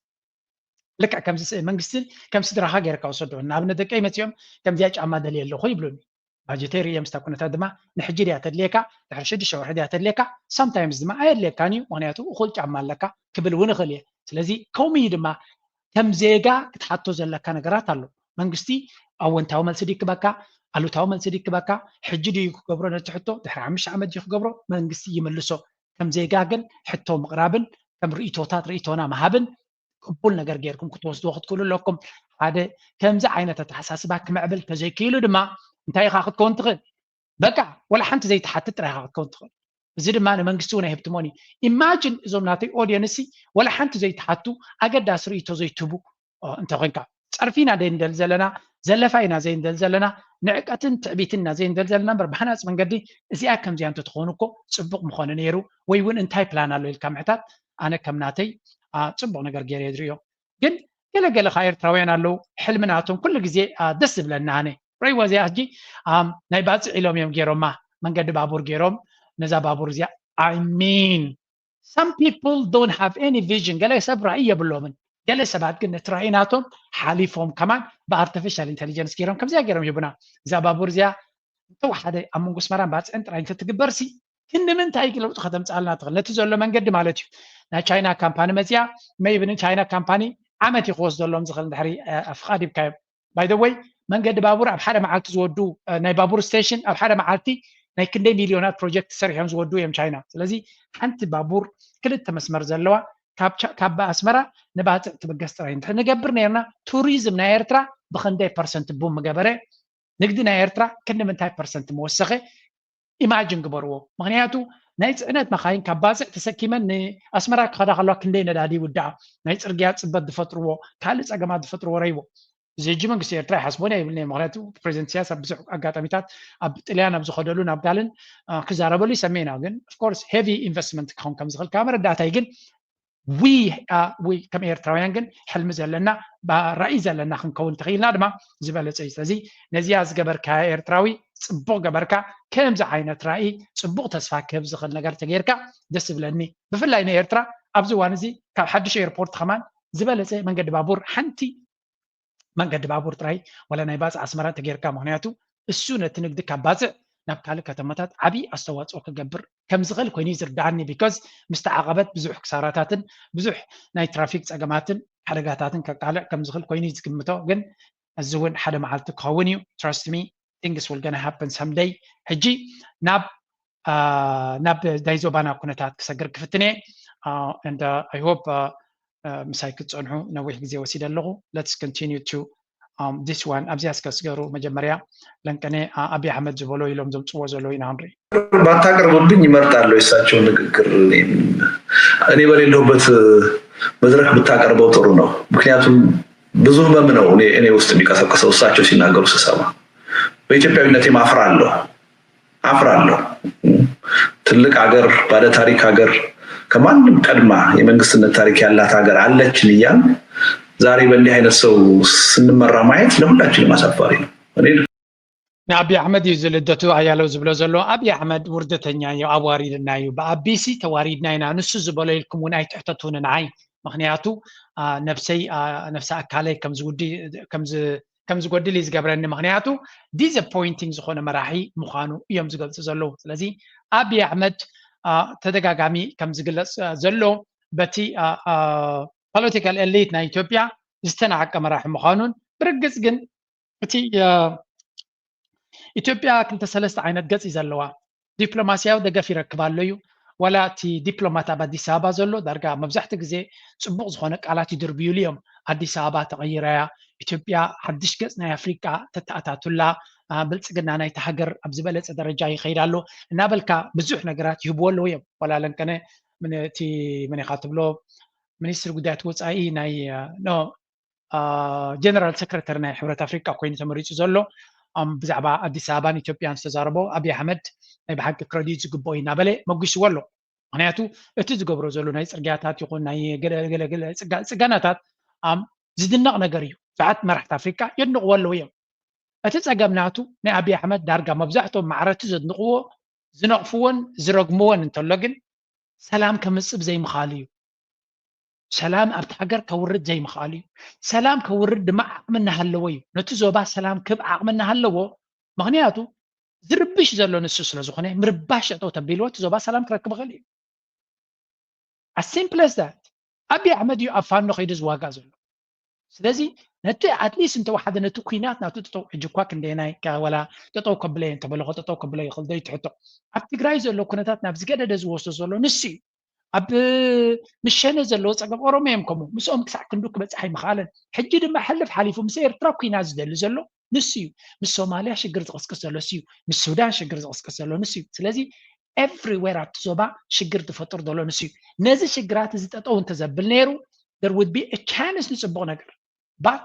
he's not doing it መመሊሱ ናይ ኩናትን ወረ ኩናትን ምክንያቱ ኣብ ናይ ርእሲ ናይ አብይ አህመድ እንታይ ንጉስ ክኸውን እንድሕር ኮይኑ ኩሉ እቲ ክጻብኦ ዝኽእል ነገራት ኣብ ኢትዮጵያ ክራሽ ክገብረለኒ ዝብል ዘሎ ብሓንጎለይን ብዘረባይን ክእምኖም ኣይክልኒ ኣብ ዝብል መደምደምታ ይበፅሕ ዘሎ መደመር ኢሉ መቐነስ ኢሉ መጽሓፍ ጽሒፉ ጎስጓሳት ገይሩ ኖቤል ፕራይስ ተዋሂብዎ it didn't work እታ ሕጂ ዘላ ኢትዮጵያ ውፅኢት ናይ 7 ዓመት ዝኸደ እዩ ስለዚ ኣብ ትግራይ ሲ ኩናት ገይሩ ካብኡ ክመሃር ይጽበይዎ ነይሮም ናይ ትግራይ ኩናት ሕማቕ ስለ ዝነበረ ተጸይኑ ኩሉ ኩናት ተጸይኑ ናይ ሰላም መንገዲ ክሕዝ ይግብኦ ነይሩ ኣብ ስምዖ ይሃል በወታደር ብዛት አይደለም አገር የሚረጋጋው አገር በጠረጴዛ ዙሪያ ነው የምትረጋጋው ቆም ብለን እናስብ የትኛውም መንግስት ዘላለም ስልጣን ላይ ቋንጣና ቋንጣ ተንጠልጥለው አይቀሩም ይላሉ ብዙ ጊዜ ቋንጣውንም ዘልዝሎ ይሰቀሉ አውርዶ ይበላዋል ስልጣኑንም ያወጣው ህዝብ ይጥለዋል ጦርነት ጋጋታ በወታደር ብዛት አይደለም አገር የሚረጋጋው አገር በጠረጴዛ ዙሪያ ነው የምትረጋጋው ቆም ከም ትብሉ ትሪዎ ዘለኹም ኢትዮጵያውያን ብብዝሕኒ አብይ አህመድ ብሓይሊ ጥራይ ኩሉ ነገር ክፍትኖ ክገብሮ ዝፍትን ዘሎ ኣይሰልጥን እዩ ብሓይሊ ጥራይ ኩሉ ነገር ኣይውዳእን እዩ you cannot solve all problems ብብረትን ሓይልን አብይ አህመድ ግን ታውን ኮ ዝፈልጣ ሳያ ዝኾነ ይኹን ንሱ ዘይደልዮ ነገር ተሎ ብቕልጽሙ ብሓይሉ ጥራይ ክፍታሕ ዝኽእል እዩ ብሓይልካ እኮ ፀገም ክፈታሕ ይረኣናዮ ኣይፈትሕን እኮ ዝፈትሖ ሽግር እውን የብሉ መመሊሱ ኣታኺላ ይዛኣቱ ዘሎ ስለዚ somebody has to teach him ነቲ ዘለዎ approach ኣተሓሳስባ ንክቕይር and that's why ድማ ብየማንን ፀጋምን ነዚ ሰብ እዚ ብዙሕ ነቐፌታታት ዝወርድዎ ግን አብይ አህመድ ነዚኦም ክሰምዖም ወይ እውን ንዖም ሰሚዑ መንገዲ ክቕይር እዩ ኢሉ ዝሓስብ ሰብ ኣሎ ተስፋ ቁረጽ እዚ ዓይነቱ ስምዑ በዓሉ ዝበለው ኢትዮጵያውያን በሌሉ ገዢዎች አንጣላ እነሱ ወደማይመለሱበት ሄደዋል ቢያጠፉም ቢያለሙም ከእንግዲህ በኋላ ፈራጁ እሱ ፈጣሪ እንጂ እኛ አይደለንም። ስለነሱ ስንጨቃጨቅ ልጆቻችንን አገር አልቦ እንዳናደርግ ታሪክ የምንማርበት ታሪክ ወደ ኋላ መለስ ብለን ዕውቀት የምንገበኝበት እንጂ ታሪክ እስረኛ ሊያደርገን አይገባም። ብሓፈሻ አብይ አሕመድ ነቶም ኣብ ደገ ኮይኖም ዝቃወምዎ ዘለዉ ሰባት ተስፋ ዘይብሎም ምዃኖምን በኣታቶም ብፍላይ ዝዘረባ እዚ ንበዓል ልደቱ ብፍላይ ንበዓል ጀዋር ብቐጥታ ንምምላስ ዝብሎ ዘሎ እዩ። ምክንያቱ ንሳቶም ዲስማንትል እዮም ዝገብርዎ ዘለዉ ነቲ ናቱ ፕሮፓጋንዳ ነቲ ናቱ ጎስጓሳት ብዘረባ ብመልሓሱ እናገበሩ ፅቡቅ ገይሮም እዮም ዝሃርምዎ። ካብኡ ንላዕሊ ብልሕ ኣለዎም ዘረባ ይኽእሉ ከምኡን ይኽእሉ ምናልባት እታ ንሱ ዘለዋ ስልጣንን ሃብትን የብሎምን that's why ትናቶም ኢምፓክት ድሩት ክኸውን ዝኽእል ግን ብሓፈሻ ኣብይ ኣሕመድ ብኸመይ ኣብ ስልጣን ከም ዝመፅኻ ስለ ዝፈልጥዎ እቲ ዘሎ ኩነታት እናገደደ ክኸይድ ከሎ ድማ ንኣቢ ሞር ናብ ሽግር እናውደቆን ናብ ፀገም እናውደቆን ክኸይድ ከም ዝኽእል ኢና ንርኢ ዘለና። ጀነራሊ ኢትዮጵያውያን ነቲ ናይ ኣቢ ኣጀንዳ የስ መዓት ፀገም እዩ ዘለዎም ኣብ ውሽጦም እቶም ኢትዮጵያውያን። ምክንያቱ ኣንፃር ኣቢ ሓደ ክኾኑ እዮም ኢልካ ብቐሊሉ ክዝረብ ዝኽእል ኣይኮነን። ምክንያቱ ነፍሲ ወከፍ እቲ ብኤትኒክ ብብሄሩ ዝተወደበ ፖለቲካ ዘለዎ ስለዝኾነ ሓደ ተወላዲ ናይ ኦሮሞ ሙሉእ ብሙሉእ ምስ ኣምሓራ ተዋሃሂዱ ሰሪሑ ንኣራት ኪሎ ዘሎ መንግስቲ ንክቕይር ቀሊል ኣይኮነን። ስለዚ ምናልባት ኩላቶም ነናቶም ኤጀንዳታት ሒዞም ኣብ ላዕሊ ደረጃ እንታይ ክገብሩ ከም ዝኽእሉ ከምቲ ተሰማሚዖም ከምዚ ኣብዚ ቀረባ ዝረአ ዘሎ ተርዮታት ንሱ ንኣቢ ስጋት ክኾነ ዝኽእል እምበር ኣቢ ኩሉ ግዜ መሕብያ ኣብቲ ናይ ውሽጣዊ ናይ ኤትኒክ ፀገማት ዘለዎም ኣብኡ ክሕባእ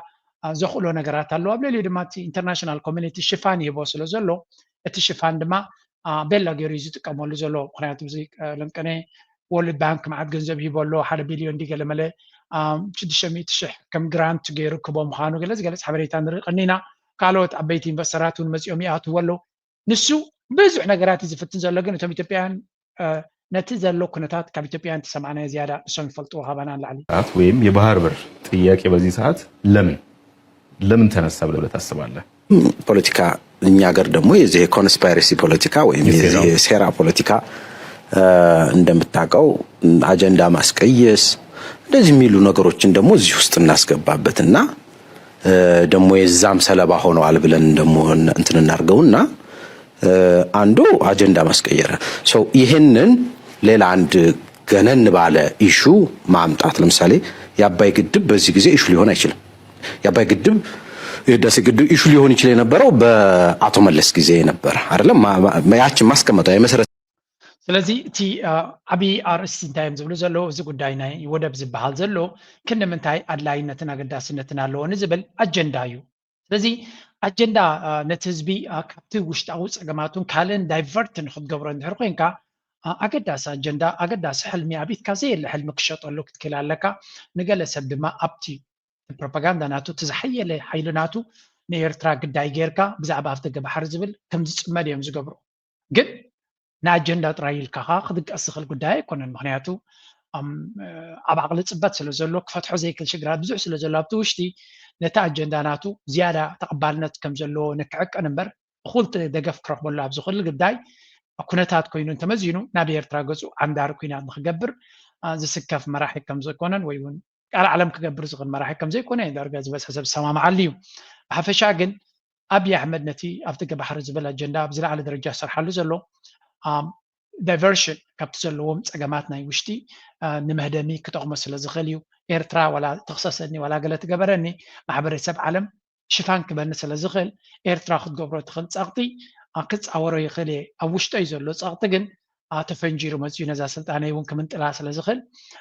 ኣብኣ ብሕቢኢት ክደሊ ክኽእል ኣለኒ ዋላ እንተወሓደ ግዜ ክትገዛለይ ትኽእል እያ። ኣብ መወዳእታ ድማ ኮንዶኾን ገለ ሃገራት ድማ ነዚ ኣነ ዝብሎ ዘለኹ ናቶም ኣጀንዳ እውን ምስ ናተይ ተሓዊሱ ዘለ ዝኾነ ሓገዝ ክቡን ይኽእሉ እሞ ገይረ ካልእ ናይ ወፃኢ ኩናት ተጀሚረ እውን እኮ ነቲ ውሽጣዊ ፀገማት መሸፈኒ ክኾነኒ ይኽእል እዩ ዝብል ካልኩሌሽን ክህልዎ ከም ዝኽእል ግምት ኣለኒ። ድንጋዩን ማስቀመጧ ነው። አሁን እንግዲህ እነዚህ ፓርኮቹ ምናምን እንደዚህ አይነት ፕሮጀክቶቹ እነዛን አቴንሽን የትኩረት ማዕከል የግራቪቲ ሴንተር ሊሆኑ አልቻሉም አይደለም ሴንተር ኦፍ ግራቪቲ ሊሆኑ አልቻሉም እና ስበቱን ያላመጣውም እና እንዲህ ያሉ ከፍ ያሉ ኢሹዎችን ማንሳት አስፈልጓቸዋል ይሆን ወይ የሚለው ይሄ በነገር ላይ ከኢህአዴግም የተማሩት ነው። ኢህአዴጎች እንዲህ ያለ እንትን አላቸው ነገር ላይ እና ማለት አንተ ያኛውን እንታይም ዝብል ዘሎ ኣብዝኻ ብሓፈሻ እቲ ኣቢ እዛ ኩላ ኮሪዶር ልምዓት ኢሉ ዝገበሮ መብዛሕትኡ ነቲ ሃገር ዓብ ኣጀንዳ ኮይኑ ፖዚቲቪቲ ከምፅኣሉ ኣይከኣለን ስለዚ ወላ እኳ ኮሪዶር ልምዓት ኢሉ ገለ እንተፈተነ ብዓለም ደረጃ ድማ ገለ ኣቴንሽን እንተረኸበሉን ቫሊዲቲ ወይ ተቐባልነት ንክረክብ እንተገበረሉ ኣብቲ ውሽጢ ዓዲ ግን ጠቕላላ ምክንያቱ እቲ ዝገብሮ ዘሎ ናይ ቁጠባ ኮሪዶር ዝበሃል ንውሕዳት ዘገልግል ንዝበዝሑ ድማ ዝሃስስ ስለዝኾነ ካልእ ሽግር ክፈልጥረሉ ስለዝኽእል ኣፍ ደገ ባሕሪ ትብል እታ ዝበለፀት እያ ብፍላይ ናብ ኤርትራ ገፅካ እንተቕኒዕካያ ድማ ኤርትራ ክንዱ ዝኣክል ዲፕሎማስያዊ ጭዋዳ ስለዘይብላ ንዓይ ከተነፅለኒ እገዳ ከተውርደለይ ሽግር ክትፈጥረለይ ኣይትኽእልን እያ ብምባል እዩ ነቲ ኩነታት መሪፅዎ ዘሎ ስለዚ ኣገይ እቲ ከም ኣጀንዳ ጌርካ ተወሲድካዮ ፅቡቅ እዩ ግን ኢትዮጵያውያን ከዓ ኣብይ ኣሕመድ ደለ እንተለ ዘምፅኦ የለን ይበሃል እዚኣ ካስከ ስምዕዋ ነፅኹም እቲ ካልእ ዓብይ ዘለዓልኩሞ ነጥቢ ምስ መንግስቲ ኤርትራ ምድላዋቶም ወጋጊኖም ኣብ ላዕሊ ትግራይን ኢትዮጵያን ኩናትን ምእዋጅ ኣብ መወዳእታ ብርኪ ይርከቡ ዝብል ክሲ ኣቐሚጥኩም ኣለኹም እዚኦም ከም ኣብነት ዶ ክትገልፀለይ ሓደ ክልተ ሰለስተ ኢልካ ትመርትዖኹም ንኣብነት ናይ ኢትዮጵያን ናይ ኤርትራን ቦርደር ኣብ ትግራይ ዘሎ ማለት እዩ ዛላንበሳ ብራማ ብገላ شرارة عندكم تزبال نو ده تكرر زبال ولا بشرا والخلي ولا عندكم تزبال بسن نايزن هزوركم إدرام زي فوتو شغال زي فوتو ناكل كارينيو زي فوتو including جنرال ودورو زي فوتو نايزن هزوركم نرى على جنرال أثناء شعبية جنرال أثناء نايزن بيجلس الكفو أكلات ما عليكم يتنايز وجب فلتو مالكي نارها نايوردا نايزو عدلو شيشا يقدر تاكيوم يولع يسكر حالينا يبحال نحنا بتاع عم تمرد مدينكم نسقون يسرح حدث بشي حتى بنستند مدينتونا فلذي هذا الحدث زينا بحان تاينا تركنا هذا قلت في عاود جواي عاود على الشعب لا تاكيوم دراخو ظلو انا هذول ركز من جاي كومنا مسلتيش هذول دراخو بزيز هم رحسون هو على معفى راتي بوريا الكوم بتعمي كريسي መንግስቲ ፌደራል ስጉምቲ ክወስድ ብቁል ዓውጅኩም ኣለኹም ሕጋዊ ስጉምቲ ኢኻ ትብሎ ዘለኻ እዚ መሊሱ ንትግራይ ናብ ዘይዛሪ ኩናትን ደም ፍሳስን ዘእትዋ እዩ እዚ ፃውዒት ዝብል ሻቁሎታት ይረኣዩ ኣለዎ እሞ ከም ውድብ ኣብዚ እንታይ ኢኹም ትብሉ ንሕና ድሌት ከም ውድብ ስብረት ሕዚ ጉጅለን ቃኑን ሻዕብያን ዝገብርዎ ዘለዉ ርክብ ናብ ከቢድ ደም ዘሳትፍ ዘጣፍእ ኩናት ዘእትት ስለዝኾነ እዚ ደው ዘብል ሕጋዊ ስጉምቲ ወሰድ ፌደራል መንግስቲ ናይ ባዕሉ ስልጣናት ኣለዎ ናይ ክልል መንግስቲ እውን ናይ ባዕሉ ስልጣን ኣለዎ ከም ትሪእዎ ዘለኹም እቲ ስምረት ዝበሃል ዘሎ ብጌታቸው ረዳ ዝቆመ ሓድሽ ፓርቲ ናቱ መርገፂ እዩ ዝነግር ዘሎ እቲ ኩሉ ፅምዶ ተባሂሉ ኣብ መንጎ ኤርትራን ኢትዮጵያን ኣብ መንጎ ኤርትራን ትግራይን ዝግበር ዘሎ ወይ እውን ኣብ መንጎ ህዝቢ ትግራይን ህዝቢ ኤርትራን ዝግበር ዘሎ ንኩናት መዳለው ከም ዝኾነ ገይሩ ዝገልፆ ዘሎ ስለዚ እቲ ህዝቢ ኣብ ዳስ ተራኺቡ ክዛረብን ክዕልልን ከሎ ንሱ ከም እንታይ ዝርዮ ዘሎ እቶም ጀነራላት ድሕሪ መጋረጃ ተራኺቦም ንኩናት ይዳለው ከም ዘለው እዩ ዝገልጽ ዘሎ ናይ ብሓቂ ዘሕዝን ኩነታት ምዃኑ ድማ ኢና ንርኢ እዩ ሓለቓ ጆኖሳይደራት ኣብይ ኣሕመድ እዩ ክከላኸለለይ ዝመረፅክዎ መንግስቲ ግብርና ከፈልኮ ኢትዮጵያ ዝነብር ጉቦይ ናፈፀምኮ ኢትዮጵያ ዝነብር ብናይ ደገ ሓይሊ ኩቃዕ ዝገበረን ዓዲሙ ዝገበረን ዘቐጥቀጠኒ ኣብይ ኣሕመድ እዩ ከመይ ገይሮም ስነ መጎስ ዝስሕትዎ ዘለዉ መጀመርያ እስኪ ኣብይ ኣሕመድ ኢኻ ከምዚ ጌርካ ቀጥቂጥካና ናብ ሕጊ ቅረብ እስቲ ኢሎም ይዛረቡ ምዕራብ ትግራይ ልቐቕ ኢሎም ዝተወዲሳ ሰልፊ ይበሩ ህዝባውነት መለካዊ ከናው ነፃ ማለት እኮ ንስኻ ኣብ ልዕሊ ትግራይ ህዝቡን ጆኖሳይድ ትፍፅም ኣለኻ ኢኻ ኢሎም እስቲ ይዛረቡ ነው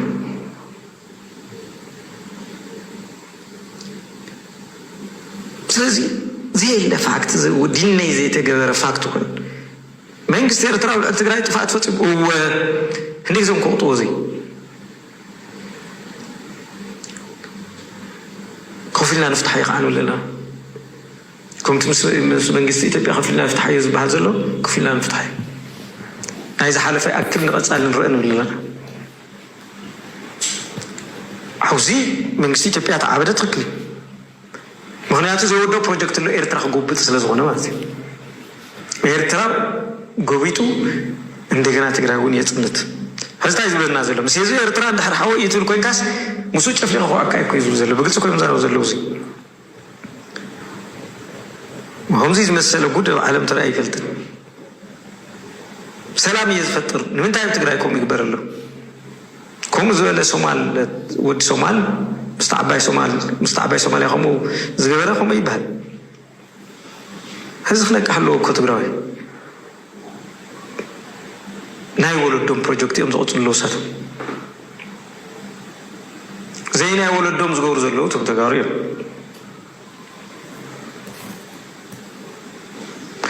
سو إتي ناي حزب تاتركب بزبر درجة خطر له نوزي خفلت مسوات تليون يكفل مخنياتو حزب السيزبي نمنتاي الرخب يلوز ور منغستي انتليو مورارن زي مورارن ويز ملكتو هذا نتبي كالاي مجم ناي ابرها زربا بزح كومنت كتوصل تخلا يكونن I wish they could listen to him كم زين هنا نتزرباناتو انا كلكابتي مالت مجنانو نايدلنيو the most reasonable person in تግራይ كبلا يخل يعني ابتنا بوليتيكا ولي تاب تግራይ زرانايو كوننتاوي زربا دزارب نتزوبا سلام ام مفتار دما اگداسي مرداتا زلو don't get me wrong تግራዋዩ ናይ ትግራይ ረብሓ ቀዲሚ دزارب everything ንሱ ዝብሎን ኤርትራ ሙሉ በሙሉ ይውክሎን ኣነ ያምነሉ ማለት አይኮንኩም ግን ትግራዋይ ምዃኑን ረብሓ ትግራይ ኣቀዲሙ ንኽዛረብ ግን ንቡር ነገር እዩ ፍሉይ ነገር አይኮነናል እንተ ወሓደ ግን ክልተ እግሩ ኣባይታ ረጊጹ ዝዛረብ እዩ እንታይ ማለት እዩ ነቲ ባይታ ዘሎ ሕጂ 2025 ጁላይ 2025 ትኩንነት ከመይ ኣሎ ኩንነት ከመይ ኣሎ ኣቲ ኩንነት ሪኢኻ ካብ ሕጂ ንድሓር ናበይ ገጽና ክንቅጽል ንኽእል እንታይ ሓደጋታት ይመጸና ኣሎ እንታይ ዕድላት ከለና ነቲ ሓደጋታት ንምእላይ ምስ ኤርትራ ክንጸምት ከለና ብዙሓት ተጋሩ ዝብሎ ገለገለ ከምኡ ዝኣመሰሉ ተጋሩ ዝብሎ እንተ ወሓደ ቅድሚ ሕጂ ኣብ ዝነበረ ኩናት ብሰሜን ዝነበረና ግንባር ናይ ሰላም ግንባር ቀይርና የለና ስለዚ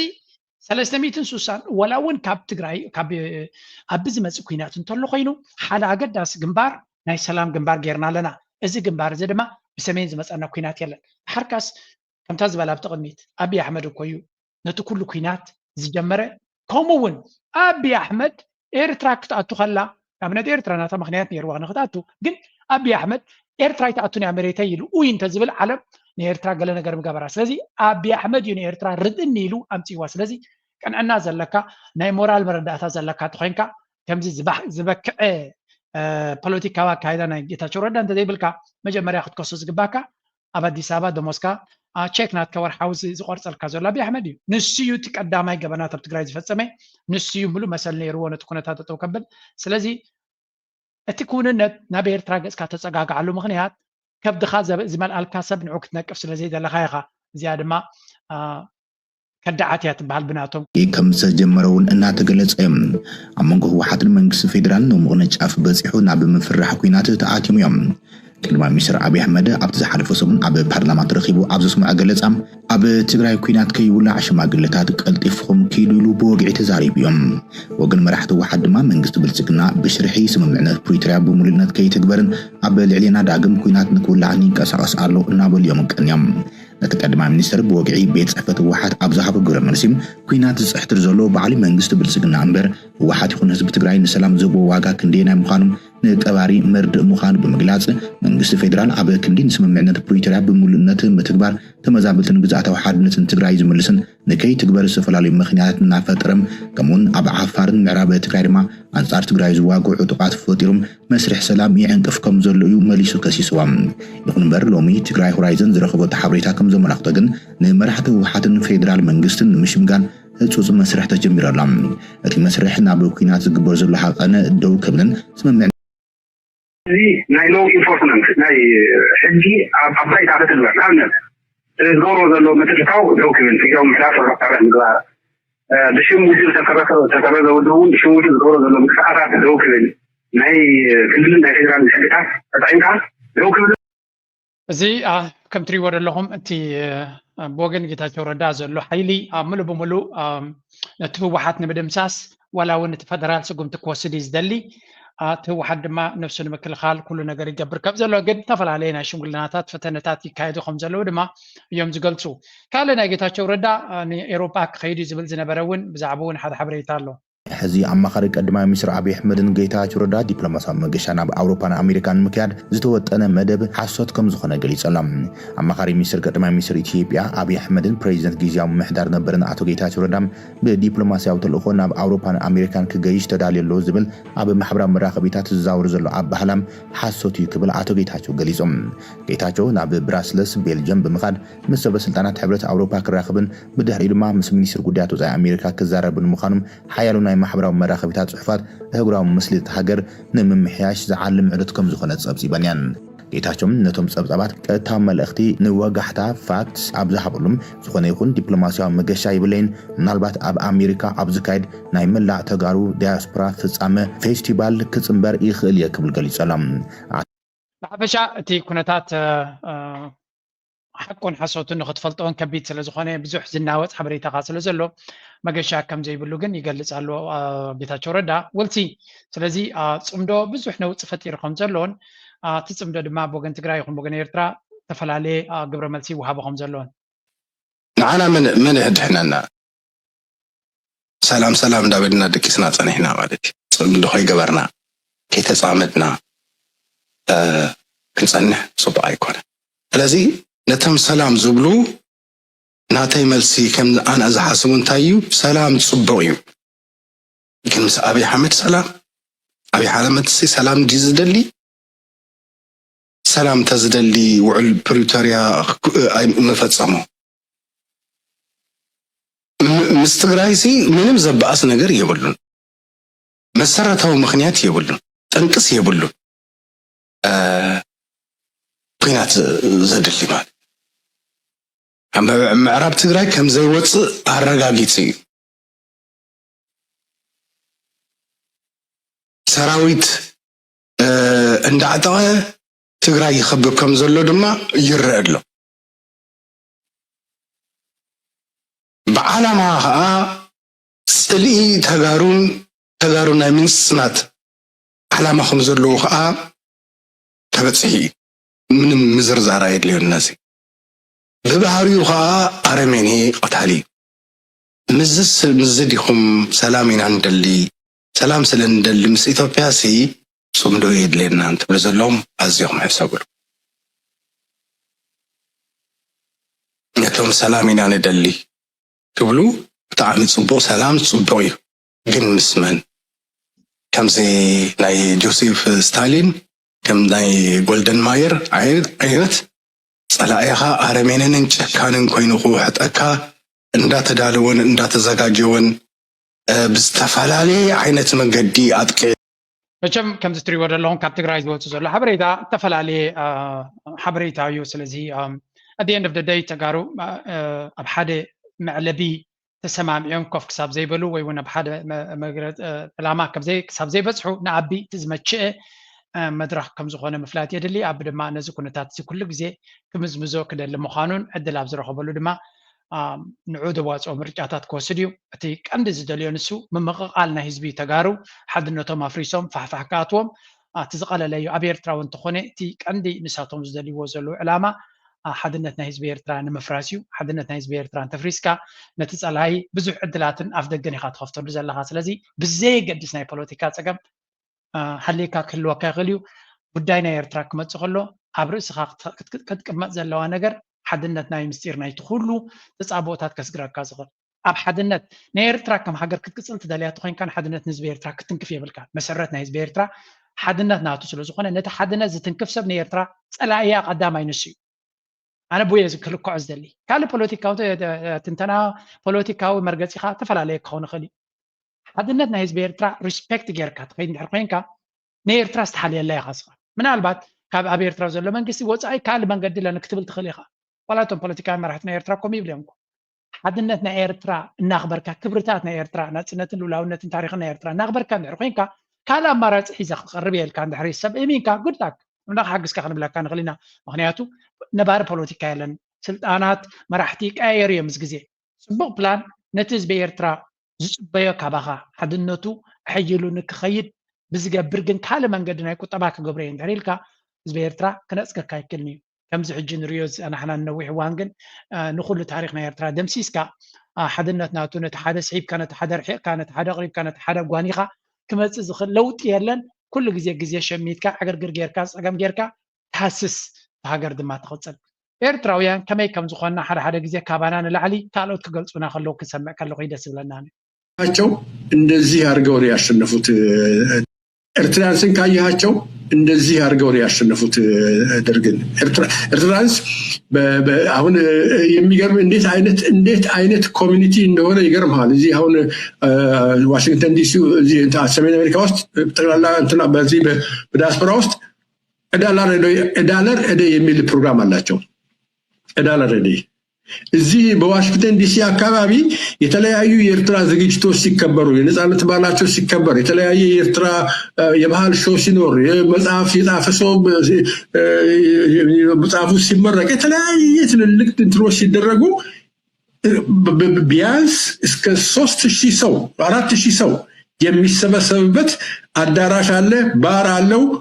መጠጥ ቤት አለው ኮምፕሊት ሞደርን የሆነ ኮምፕሊት ፓርኪንግ አለው ይሄን ሰርተዋል ማለት ገዝተው ከኛ ጋር ሲወዳደሩ ኤርትራዎች በቁጥር የኛን አንድ 10 ያሁን ዋሽንግተን ዲሲ አካባቢ እነሱ ይሄን ሰርተዋል እኛ ግን ምንም የለንም እዚህ ቲና ኤርትራውያን መጀመሪያ አሜሪካ ዘለኹም ኣብቲ ናይ ዋሽንግተን ዲሲን ከባብን ዘለኹም ድማ ዓቢ ክብሪ ለኒ ዓቢ ኮምፕሊመንት ናትኩም ጽቡቕ ስራሕ እዩ ዝንገረልኩም ዘሎ ኤርትራውያን ብቁፅሪ ጥራይ ንርአዮም እዩ ዝብሎም ዘሎ ኢትዮጵያዊ እዚ ምናልባት ኣብ ከባቢ ዲሲ ዘሎ ህዝቢ ኤርትራ ህዝቢ ኣሜሪካ ህዝቢ ኢትዮጵያ እንድሕር ወዳዲርካ ኢሉ 10 ዕፅፍናቶም ንኸውን ክልናትና 10 እዮም ተኮይኖም ኢሉ ግን ነፍሶም ዝኻለ ናይ 3000 ሰብ ክሕዝ ዝኽእል ምዕቡል ፓርኪንግ ዘለዎ ኣዳራሽ ዘለዎም እዮም ንሃገሮም ድማ ኩሉ ዝከኣሎም ዝገብር እዩ መፅሓፍቲ ተፃሒፉ ፌስቲቫል ዲ ዝግበር ገለዲ ዝግበር ኩሉ ግዜ ጥሙር ዝኾነ ኣካይዳ ዘለዎም እዮም ነዚ ድማ ካብ ቀደም ዝፈልጦም እዩ ከማ ናይ ፈለጥ ኮናነ እንታይ ዝብል ዘሎ ወላ እውን ኣብ ግዜ ቃልሲ ናይ ህዝባዊ ግንባር ናቶም ተመሊስካ እንተሪኻዮ ኩሉ እቲ ቃልሶም ደገ ዝነበረ ህዝቢ ምስቲ ኣብ ውሽጢ ዝቃለስ ዝነበረ ኢድን ጓንትን ኮይኑ ዘለዎ ወርቁን ጨርቁን እናነገፈ ስለ ዝህብ ዝነበረ እዩ ስለዚ ንሕና ምሳቶም ክንወዳደር ኣይንኽእል ኢና ዝብል ዘሎ ያ ቁፅሪ ዘይኮነ እቲ ኳሊቲ ናይቲ ውዳበ እዩ መብዛሕትኡ ግዜ ኣብ ዓወት ደብፅሓካ ቁፅሪ ኣየገድስን የብለኩም ቁፅሪ እውን ኣገዳሲ ፅቡቕ ውዳበ እናሃለወካ ቁፅሪ እንተለካ ኣብነት ቻይና ውሰዱ ብዙሕ ህዝቢ ኣለዎም ውዳበ ኣለዎም ክልተ ድማ ክኸውን ስለ ዝኽእል ቀዳማይ ውዳበ እዩ ሓንቲ ላዘረባ ናይ ስብሓት ኤፍሬም ኩሉ ግዜ ክደግማ ዝደሊ ህዝቢ ሓሰር እዩ ኢሉ ሓሰር እዩ ህዝቢ እንድሕሪ ፅቡቕ ዘይውዳበ ንቕሓትን ኣሰላልፋን ዘይፈልጥ ኮይኑ ድሕሪ ዘይወዲብካ ተደንቂሕካ መጀመርያ ከይነቕሓ ክወደበልካ ይክልኒ ተንቁሐለካ ምስ ተወደበ ድሕሪ ዓቲቑ ሓያል እዩ ዝኸውን ወላ ውሑድ ከለካ ብዙሕ ኣድማዕነት ክህልዎ ይኽእል እዩ ግን እዚ ኩሉ እናሃለወካ ድማ እንተበዚሕካ ድማ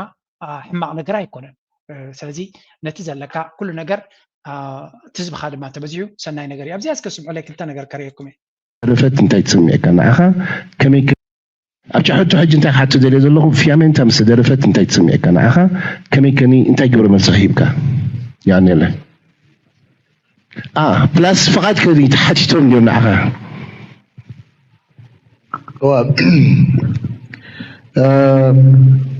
ኣለሲ ካብቲ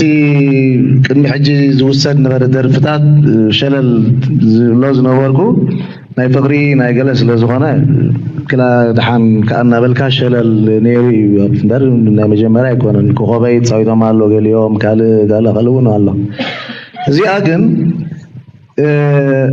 ናተይ ዜማ ጥራይ ገይረ ኣይርያነ ናይ ሃገር ዜማ እሞ ከዓ ንናፅነት ዝገልፅ ተኮይኑ ከዓኒ ኩልና ንርዶ ኢና ንምንታይ ከቢድ ዋጋ ተኸፊሉ ስለዚ ነዚኣ ምድፋር ማለት ሓደ ርእሱ ዝኸኣለ ድዕ ድበለ ዝምታ ወይ ወራር ወይ ምንእኣስ ይኸማ ምክንያቱ ነቲ ዜማ ወሲድካ ነቲ ግጥሚ ግን ከምቲ ኣነኳ መንቢብኩሞ ትኾኑ ናይ ተስፋዬ ገብረኣብ ኣብኡ ከም ኣመንዝራ ኣብዚ ዓዲ ፍልጥቲ ዝነበረ ሰብ እያ ኣፍያ ሜታ ትበሃል ዘላ ማለት እዩ ስለዚ ወይ መዝሙር بفيامتا غيركا مغلاص እንደገና ተገንጥልካ ውሽጥ ቃኒ ደሃላክዶ ገለና መልካ መባል ማለት እቲ ሕልምታቶም ዘንጸባርቕ ስለ ዝኾነ ናይ በሓቂ ጉሄ ናይ በሓቂ እታ ክገብራ ዝኽእል ዝነበርኩ ኣብይቱ ጠጠው ከብላ ጠጠው ከኣቢላ ንሓደ እዋን ሓፂር እዋን ትጸገም እንታይ ኮይኑ ኣብ ኩልና ዘሎ ጉድለት ደርፍታትና ምዝጉብ ኣይኮነን ሕጂ ዩቱብ ኣሎ ግን ቅድሚ ዩቱብ ግን እንታይ ነይሮም ማሕበራት ናይ ሙዚቃ ዝቋጻጸሩ ኣሎ ስቲም ንኣብነት ኣባና ኣሎ ኣብኡ ድሕሪ ኣትሒዝካዮ ዜማታትካ ኩሉ ድሓር ካልእ መዓልቲ ዜማታትካ ምዝውሰድ ወይ ካልእ ሰብ ዝጥቀመሉ ክትከሶም ቀሊል ወይ ሕጂ ጭብጥታት ተሳይኑ ማለት እታ ደርፊ ሰዲደሎም እዚ ለዓንቲ ዜማ ንዜማ ክመስል ይኽእል እዩ ተባሂሉ እንደገና ኣብ ዩቱብ ቀፂሎም እታ ጉዳይ ማለት እዩ ካልእ ብውልቀይ ክገብሮ ዝኽእል ናይ ክሲ ናይ ላዕልን ታሕትን ዕድላቱን ፈቲነ በይንኻ ግን ኣይከኣልክዎን ካልእ ክድግፈኒ ዝኽእል ትካላት ናትና እውን ሓዲተ ግን ብዙሕ ሓገዝ ከዓ ኣይረኸብኩን እቲ ኮይኑ ግን ናይ ብሓቂ ጉሄ ሓዚነ ኣበይ ኣበይ ምኽረኽ በይና ከዓ እሞ ድሓን ግን ብኩሉ መዓልቲ ኣለዎ ስለዚ ዋው ማይ ጉድነስ ጹም ዮሐንስ ዓቢ አርቲስት ናይ ኤርትራ ዓቢ ስነ ጥበበኛ እዩ ደርፍናቱ እቲ ጃኪድዮም ወላ ማንኪ ዝብልዎ ደርፍናቱ ወሲዱ ፊያሜንታ ትብል ጌርና በዓልና ኤርትራውያን ድማ ንሰማይ ዝሰቐልናዮ ማለት እዩ ደርፍታትና ናይ ሃገርን ናጽነትን መርሓባ ኢለ ተቐቢለ ክትብል ንመዓልቲ ናጽነት ሓንቲ ብልጽ ስነ ጥበባዊ ስራሓት ብሓንቲ ናይ ኣመንዘራ ስራሕ ገይሩ ክትከኣ ምኽኣል ክሳብ ክንደይ ብዘይ ፍቓድ ብዘይ ዝኾነ ይኹን ዝኹሉ ደርፍታት ኣብ ኢትዮጵያ ዝውሰድ ይጥርጥር ነይራና ብዘይ ፍቓድ ምዃኑ ሕጂ ግን ቨሪፋይ ጌርና ኣሎ ስለዚ ናይ ብሓቂ ዝሕዝን እዩ ዝምታ ኣብ ልዕሊ ስነ ጥበብ ዝምታ ኣብ ልዕሊ ታሪክ ዝምታ ኣብ ልዕሊ መሬትናን ሃብትናን ፀጋታትን ኢትዮጵያ እኮ ዘይገበርዎ ገበን ኣብ ልዕሊ ኤርትራ የለን ኣብ ልዕሊ ስነ ጥበብ ናትና ሓንቲ ቪድዮ ምፅልኩም ነይረ ከባቢ 50 ደርፊ ዲ ገለ ከምኡ ኢሉ ከምቲ ዘምታ ዩቱብ ኣላትኩም ካልእ ግዜ ክብሩ ዳ very sad what these people are doing ስለዚ ከም ንሪኦ ዘለና ናይ ብሓቂ ዝሕዝን እዩ ግን again it is what it is ነዚኦም ክንረኻኽበሎም እቲ ቴክኖሎጂ እውን ኣየፍቀደን እቲ መንግስታት ናይ ክልቲአን ሃገራት እውን ሲሪየስ ኮይነን ኣይረኣይዎም ነቲ ኣትሊስት ብወገን ኤርትራ ምስቲ ዘሎ ፖለቲካዊ ፀገም እምበር እዚ ነገር እዚ ቀዳምነት ተዋሂቡ ክዝረበሉ ዝግባእ እዩ ነይሩ ኣብቲ ግዜ ሰላም ምክንያቱ ኢንተሌክቹዋል ፕሮፐርቲ እዚ ስርቂ ናይ ሓደ ቴክኖሎጂ ናይ ሓንጎል ስራሕ እዩ ኣብ ካልእ ሃገራት እዚ ኣገዳሲ ፊልም ናይ ሆሊውድ ተሰሪቕካ ልክዕ ከምዚ ናይ ፋብሪካ ንብረት ትሰርቕ ዘለካ ከምኡ ጌርካ እዩ ዝርአ ስለዚ እዚ እውን ካብኡ ኣዕቢኻ እምበራኒስካ ክረአ ዝግባእ ይነበረን ግን ድሓን መቸም ንኩሉ ግዜ ኣለዎ ክንብል ንኽእል ብዝኾነ ሓዚነ ነዚኣ ምስ ሰማዕኩ ናብትያ ናይ መወዳእታ ንክንሰግር ማለት እዩ ጽዋ ከንዲል ፍጡር ናይ ዛምሪ ዓውዶ ዕድሜኻ ተሰካሚ ዕድሪ ሓባኻን በኣኻን ዝከኣየ ድዕሬኻ ሰንሰለት ትውልዲ ድልድል ብምዃንካ ረዚኒ ቢኒ መቸም ኣብ ቱር ዲ ፍራንስ እቲ እንኮ ጸሊም ካብ ኣፍሪካ ዝሳተፍ ዘሎ ስለ ዝኾነ ኩሉ ግዜ ዓይኒ ካሜራ ዓይኒ ናይቲ ውድድር እዩ ክንብል ንኽእል ኢና ስለዚ ቢኒ ዝገብሮ ዘሎ ምንቅስቃሳት ኤቭሪዴይ ኣብቲ ቱር ዘለዎ ኤርትራ ክብሪ እያ ትረክብ ኤርትራ መጎስ እያ ትረክብ ኤርትራ ናይ ኣድቨርታይዝመንት እያ ትረክብ ዘላ ፕሮሞሽን እያ ትረክብ ዘላ ስለዚ ኣምላኽ ይሓግዝካ ክንብሎ ንደሊ ብዙሕ ውድድራት ብዙሕ ኣይ ቲንክ ሓምሻይ ስቴጅ ይግበር ኣሎ ሎሚ ምናልባት ከምቲ ዝሓለፈ ዓመት ኣየሰራስረናን እዩ ዘሎ ግን ኩሉ ድማ ኣብ ቢንያም ጥራይ ክወድቕ ዝኽእል እውን ኣይኮነን እታ ጋንታ ከእንታይ ዓይነት ፐርፎርማንስ ትገብር ኣላ እውን ምርኣይ የድሊ ስለዚ ቢንያም እቲ ህዝብናትና ብኩሉ መንገዲ ኣብ ጎኑ ተሰሊፉ ኣጆኻ ይብሎ ኣሎ ንሱ ድማ ንህዝቢ ኤርትራ ኣብ ዝባኑ ተሸኪሙ ክብሪ ንህዝቢ ኤርትራ ዝሕጉስን ዘመጉስን ነገር እናገበረ ይኸይድ ኣሎ እዚ ናይ ክሮኖሜተር ዝገበረ ውድድር ኢና ሪኢና ዘለና ናቱ ዓይነት ውድድር ኣይነበረን ናይ ሎሚ ስቴጅ 5 እውን እንትኾነ ናቱ ዓይነት ውድድር ኣይኮነን ዘሎ ብሓፈሻ ግን ኣብቲ ናይ ኢንተርሚድየት ስፕሪንት ዝግበር ዘሎ እቲ ጆናታን ሚላን ዝበሃል ሓይሉ ቀሪቡ ከም ዘሎ ዘርኢ ምልክታት ኣለኹ ምናልባት ቢኒ ኣገለ ኣፀልመት ኣቢሉ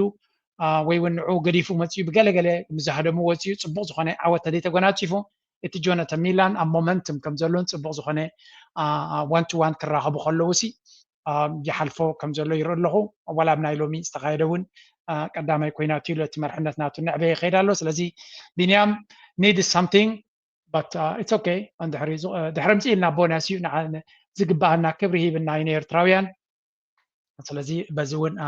أقلل ذاكر يعني خلينا أملاك حق سكاتراينا خلونا ندل بينيام ناي مودا تمدبنا تيكم وترو نايز حلف فيديو تات فيدباك مالتيو بزح سبي بزعبا قال لك عبتي زنبريد ما بزحتو حدا غينو بس يمو دلك نقبر مس منقستي حقرات أيقونن مسزبو كمان نجم أزيتي ناي سبات ريتو سلزخوني بزح فيدباك ولا كلنا أبي كم I don't know جدرار اتتبلو قنوع مسمر يوجن كله جزي هجر مودام هجراوي امام زبالة مبلكو دي درار حوي انا بناتي جيجا يخلالني نسخاون ابتي مودة زي فيديو or present زجبر كاياس بزعبا منقسي ارتران زي ربح سب اب ميديا وتيو كمل سلكا مصباي زخونه زيغا كوا زي ربح كتب لي تخلني خاغن دحن ابتناي منقسي صراحتينا بزح كنزارباي نخلينا غن ملسن حزب مهابغن صبغ you're right you're expressing a wise and important principle to avoid making judgments or decisions without considering all perspectives yes نخل نجر كير اخا ناي حد وغن ناي حد زربات راي سميكا فرد زي مهاب مزبل زدقف نرلنا حجي جورجو صبغ مبريه بايو جورجو صغ مريسه صبغ منقسي اي حبن من يسب تقولوا قال من باب ما كرو كبير انه بعض من بابو there are two sides of a story يا كل زانت هذا ما كلت مرقص لو بخلتي وجن كيراغا ناي حدا سبت راي سميكا مملاس صبق خونا كلني زبل ريتو تاتيق ميبكا تناي قداينا معبل زنبريو نقول تمعباله هذا ما كنكاتو لينا نايلو مارس ابز غدي لايك قبور سبورت قبور دقفكم اي توحد نابلكو مزياخ قد فكو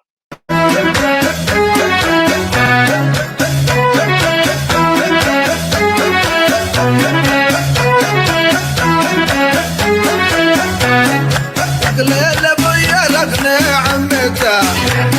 يا نرك نسيقينا عمتا عيلتك دي كاربنا عمتا